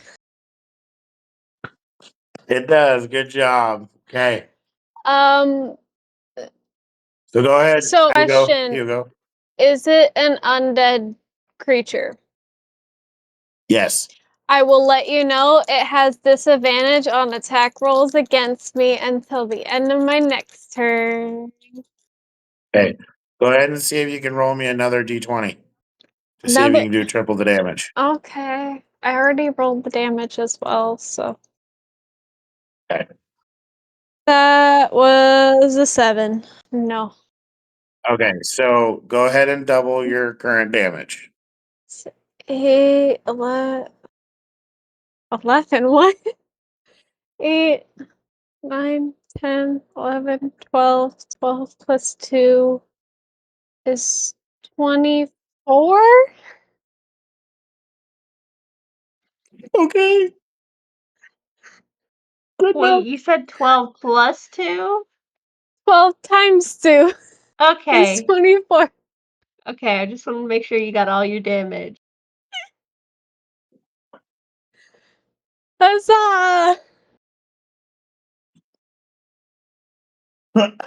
All right. Fuck, that was funny. The robot just has to Okay. get oiled up before every Yeah. Yeah. I Yeah. I need to see drunk Hugo's number line. Hmm? Like I need to see how No. numbers work for you. 9, 11. Well, you just 62, 55. well, you Fuck. just Colonel. put Okay. 8 it is 12 now. Okay. So still have all the gnolls left, but or no, we don't. We're down 1. We're down 1. So there's 3 bane hounds, 4 gnolls, and 4 joggers. Okay. The gnolls are gonna go ahead and try to bust in again. 18, 4, 7, 30, 39. Question. Okay, you need a combined strength of 50 again. I rolled a We did it Question. just with me alone. Oh, Okay. Hugo, what's up? I was gonna ask, did they have to take disadvantage at all? The joggers do, but not the gnolls. But now the joggers are over top of the deal. So one of the joggers is going to go ahead and attack Hugo. And they are taking a disadvantage against you. So 7 plus 7. 14 hit. No. Okay. Since you're kind of standing right there anyway. That doesn't hit. 14, 15, 16, 17, 18, 19, 20, 20, 30, 20 probably hits though. Okay. You got out of it for a while. So They do 6, 7. That's 14 damage. And then I need you to roll me. Oh, wait. Sorry. Hold on.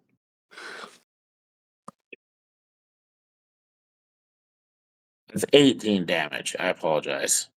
You're making me roll right numbers. How dare you? Hey. And now I need you to make a dex save.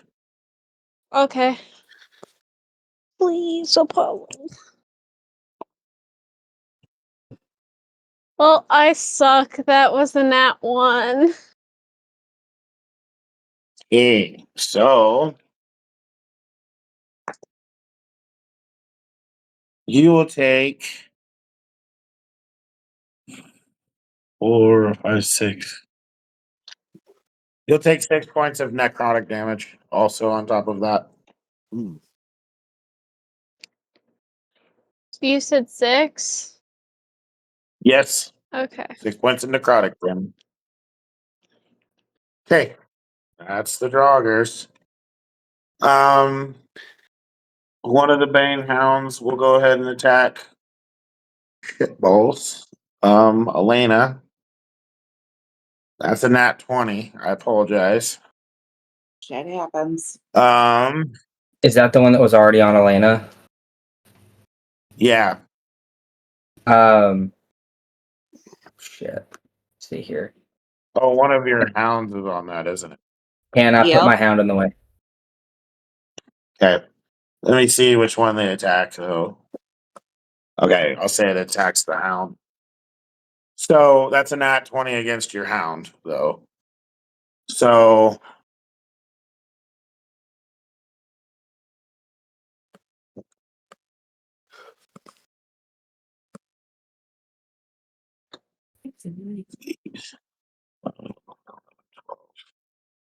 times 2 is 24. That's 24 points towards your hound.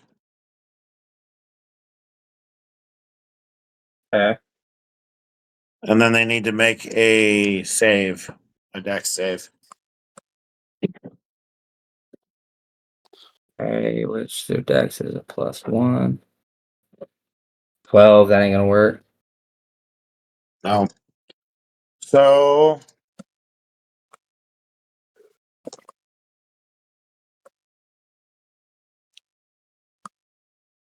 I'll take 8 points of necrotic damage on top of that. Still standing, but he looks hurt as shit. I mean, it's better than Elena taking it. Right. That's why I did Who that. still has something?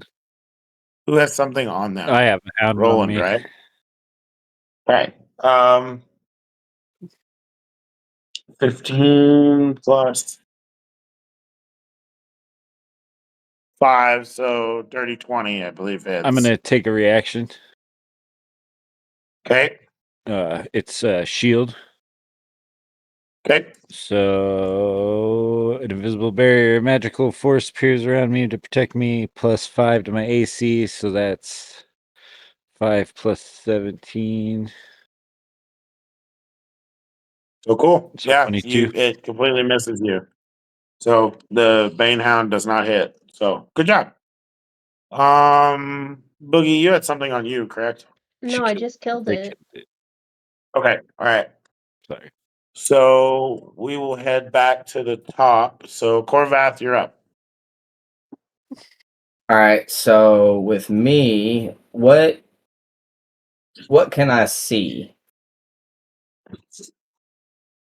Better yet, hold on. Am I able to see over the gate? I mean, for the most part, yeah. I mean, Well, let's just go ahead and make sure I can. I'm going to use my bonus action to enlarge. okay. So now you've got a 10-foot Goliath standing there.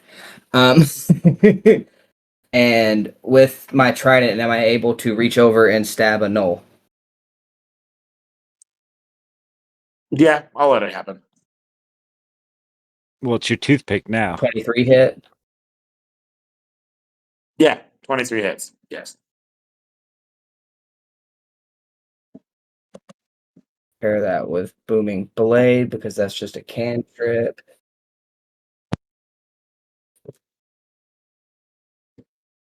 That is going to be 23 damage.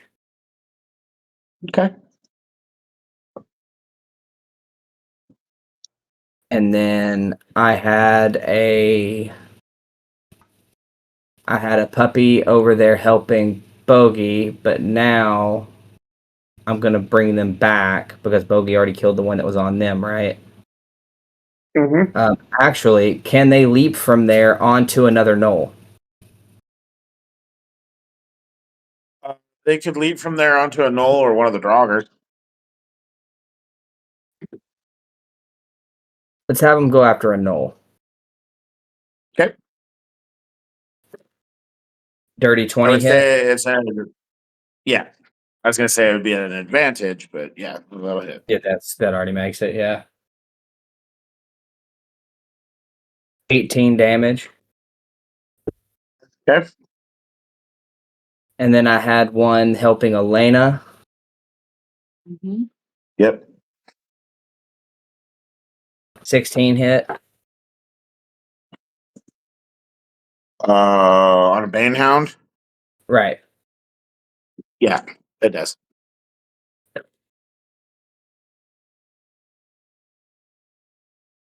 $19 damage. Okay. And then I had a third one. Where was he placed? He was with Roland. Roland, did you get the one you were after? Is it dead?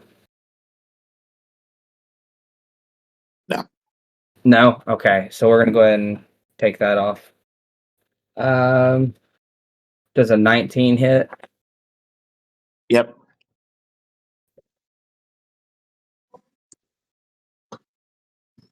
Well, that sucks. 9 damage.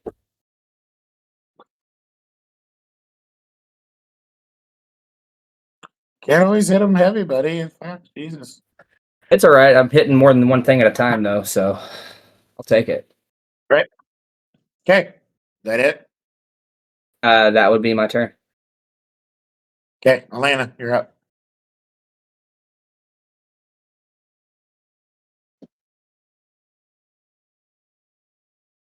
Does a 10 hit? No. Cool.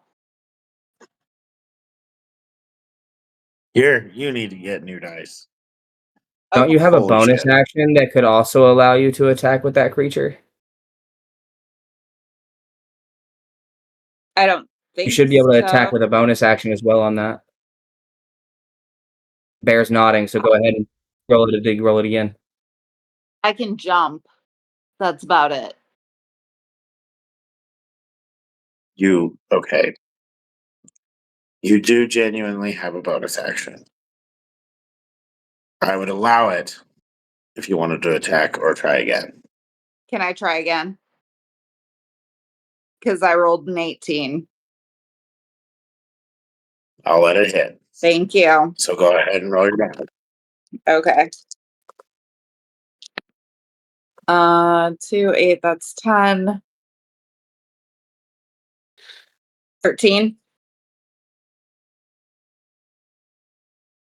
Okay.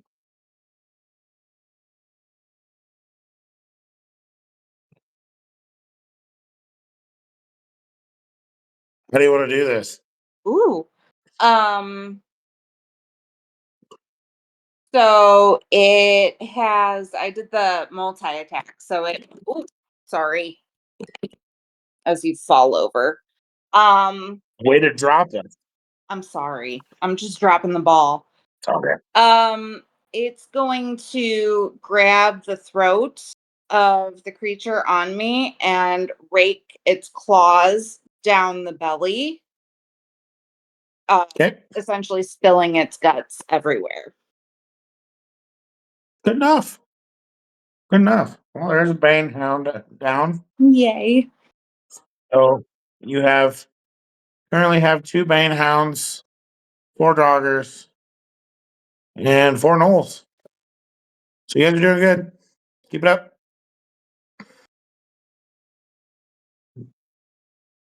So, Vex, you're up. You are capable of hitting Doggers. Does a 15 hit? It ties, so I'll give it to you.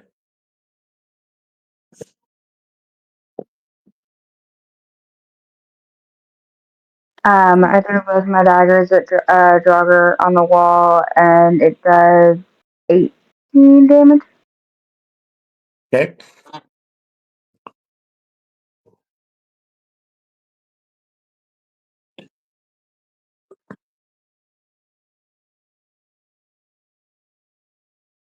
Okay. Is that all you want to do next? Okay. Roland, you're up. Okay. So now I'm going to, now that it's a fresh turn, I've got both pistols out. I'm going to use my 2-weapon fighting to shoot at that hound. It's a dirty 20 for the first one. Okay. And another dirty 20 for the second one. Okay. And that is, so the first one is 2. First one's a 7. Second one,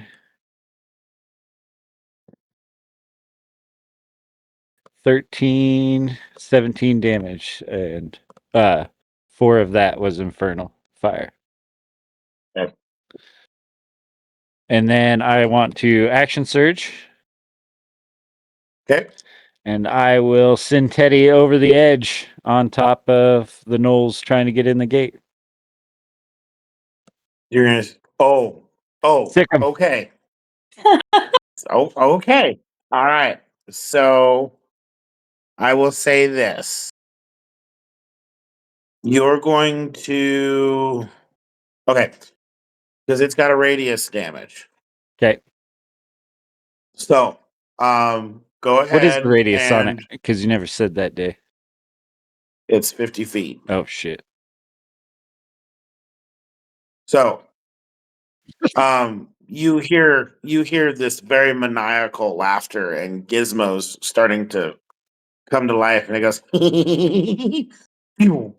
and it takes off, and it goes, I'm coming for you. And about that time, it sees one of the gnolls, hits it like a freight train, and hugs it, and goes, bye bye. Go ahead and roll your damage.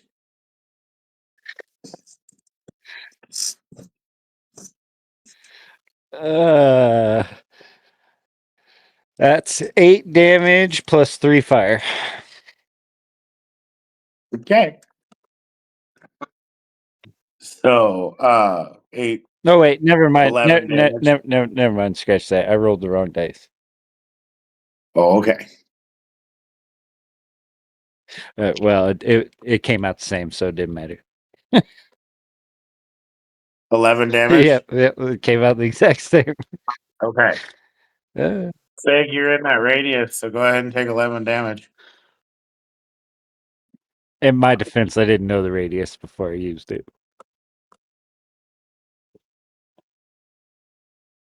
Well, here's the fun thing, though. Well, remember you gave me the Okay. temporary HP 11 from Cogs. All you did There was you basically go. take that away. There you go.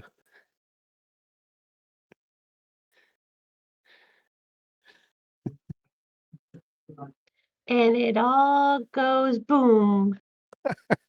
Actually, you know what's quite comical about this?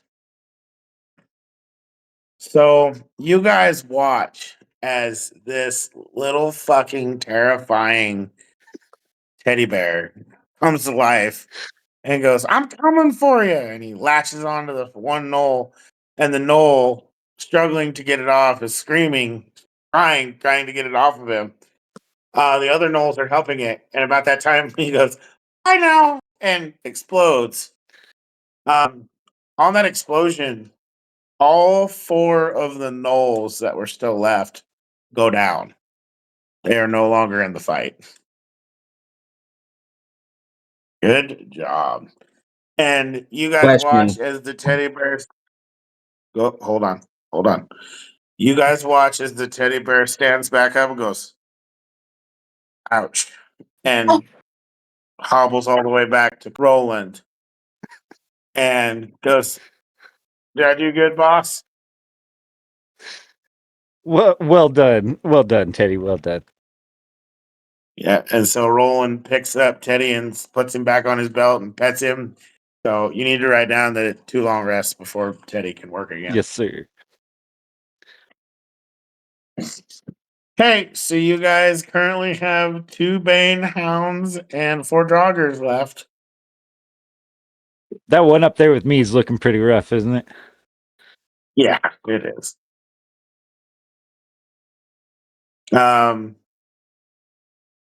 Cogs has a chance at something here. Are the joggers inside? Yes. Yeah. Since he went all big mode, Cogs isn't worried about the gate, so he'll attack one of the joggers. Whichever's closest. Okay. Ooh, that is only a 12. Yeah, unfortunately that does not hit. So Oh, Bogey, what are you gonna yeah, do? you're good. What No, you're good. hold on. Okay. Bogey, what's up? Is it my turn? Yep. Okay, awesome. So all we have really what is the 2 Bane hounds, but they're like separated, right? Mm-hmm. Are there any draugrs? One's on Roland, one's on Hugo? one is on Hugo, yes. And then 4 joggers are technically on Hugo also. How far is Hugo from me? 20 feet, maybe? Yeah, and you still have advantage. Mm-hmm. That's true, but I want to get there. So I have a move speed of 40, so I can get there and attack? Yep. Okay, cool. I'm gonna pick up my meat hook, and me and the bear are going to run to Hugo and get in between a couple of draugrs, and I'm going to take a swing at 2 of them with my gauntlet. Do you want okay, wait a minute now. That's gonna be a bigger roll if you want to swing at 2 of them. Okay. What do you mean? So, It's not 2 separate hits? That's how it's described in the horde breaking. okay. If you want it to be 2 separate hits, then I will allow that. Okay. So if you want to hit one and then hit the other, just roll me a d20 for each.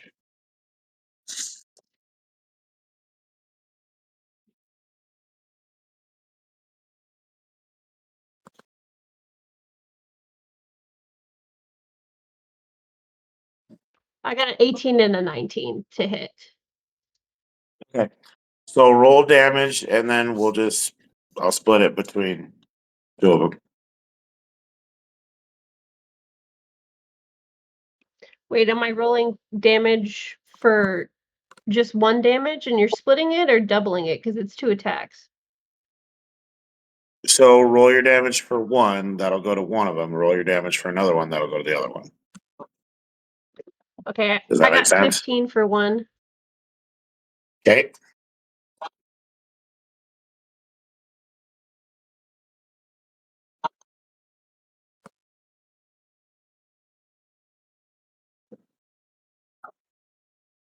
$18 for the other.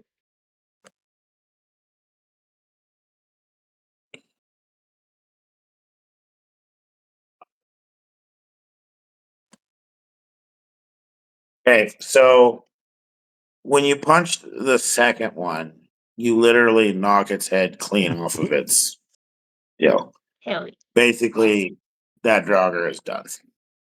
So there's 3 joggers left. Okay. What did your bear want to do? Oh, will attack the one that I also wounded. The one that's still Okay. alive. Okay. I got a 24 to hit. Yeah, that hits.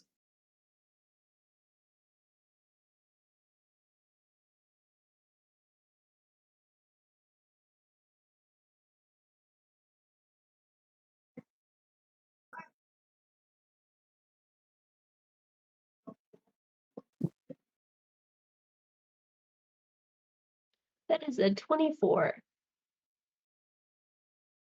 Okay. So you watch as the bear grabs a hold of the Draugr and kind of like a cat with a toy, like just decides to just whap, whap, whap, whap, whap, fucking just killing this fucking thing. That Draugr is done.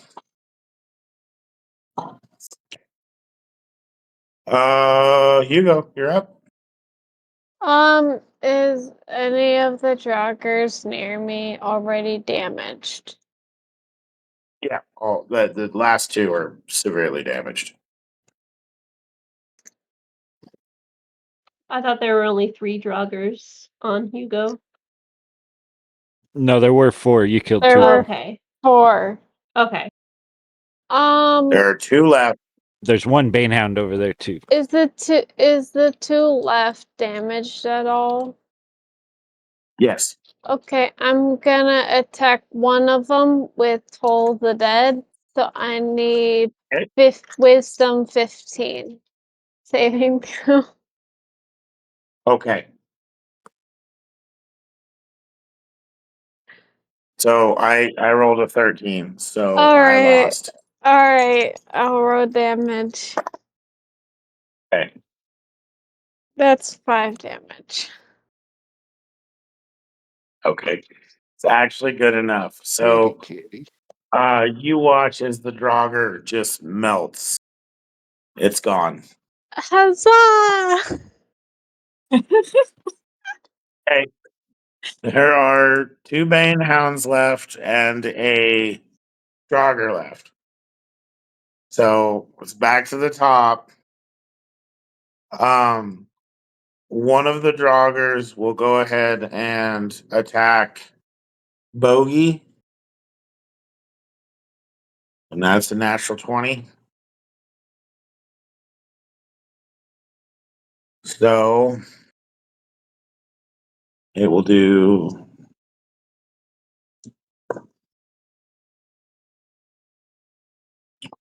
5. 7 is 14 points of damage. And then on top of that, I need you to roll me a dex save, please. And also you're close enough to cogs now. You have plus 11 HP.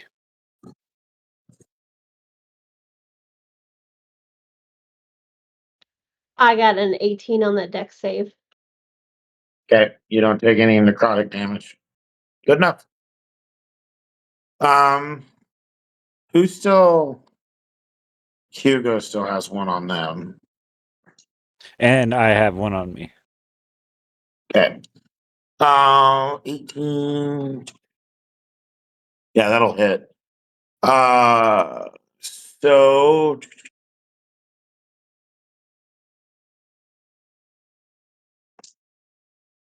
4 is 8 times 2 is 16. So 16 points of damage towards Hugo. Hugo, I need a dex save throw, please.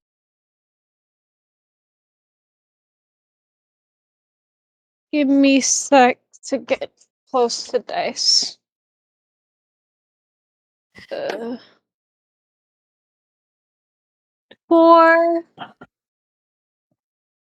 plus You got a 4 on 3. your dex? Yeah, 4 plus 3 on deck save. Okay, so you're going to take the necrotic damage. So that's 4.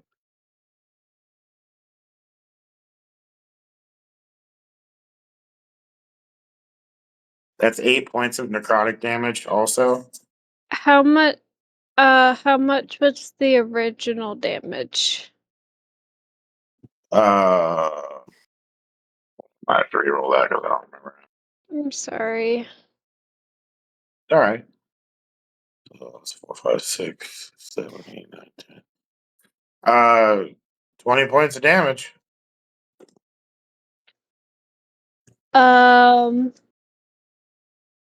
Plus your 8 of necrotic. Are you down? Yes, I'm down. Okay, so how far into the dirt are you? I got 23 damage earlier. I only have 44 HP. So that's 28 plus 23. Give me a second to do math. I'm sorry. I just need to know how far past your HP you are right now. I know, I'm trying to do the math for it. Oh, okay. 7. That's okay. Okay. Okay. So you'll have to make a saving throw here this next round. Roland, you had a hound up against you. 15. Dirty 20, I assume, hits. Yeah, can I use a reaction every time, or is that just until you're at, or just till you're out of spell slots? Just so you out of All spell right, I'm gonna slots. react again, Okay. and that would the 5 to the 7, so yeah, that's 22 for my AC. What do I have to beat, though? Nothing. It's just a self-cast invisible Okay. barrier, Okay. So he doesn't hit you at all. Oh, cool. and then I want to disengage and head towards Hugo. Okay. I will let you disengage, but then the wolf is gonna or the hound is gonna get the opportunity. Even with Corvex's dog there. That's true. That's true. Okay. It would have the attention of the other hound. Okay. Nope, you're right. Back to the top of the round. Corvass, what would you like to do? Oh, let's see. What is in my reach? Anything really. What Aren't exactly you is left? Is it 2 and 2? Technically, the Draugr would be the easier thing for you to get to. I'll go at it. Okay. An 18 hit. Nope. No, I'm kidding. Yeah, it is. All right, pair that with Booming Blade.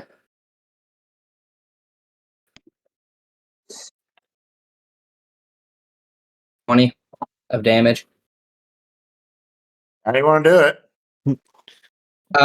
So when I hit it with my trident, you see that like a pulse comes out of the end of it and just shoots this Draugr flying backwards. In other words, just literally shooting him with like a bunch of different pieces. Now I have a hound that was up there with Roland going at that one. 21 hit. Yep. That's 11 damage.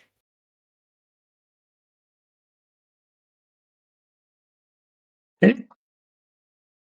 And then You have another puppy.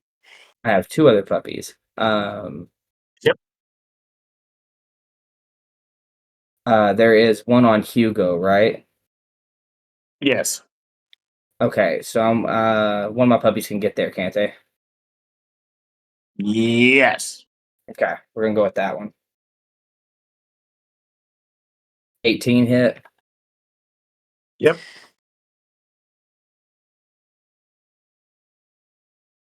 That's 18 damage. Nice. So your puppy basically kills the Bane Hound. Okay. There's still Okay. one One other. Draugr, one Bane Hound. Okay. Mm-hmm. So I had a puppy that was up there by Elena. I need to get that one back down here. Is there one that it could get to and still attack? No, unfortunately. Okay. So where are the other 2 located? The other enemies. That way I can get it to one. You have a Draugr.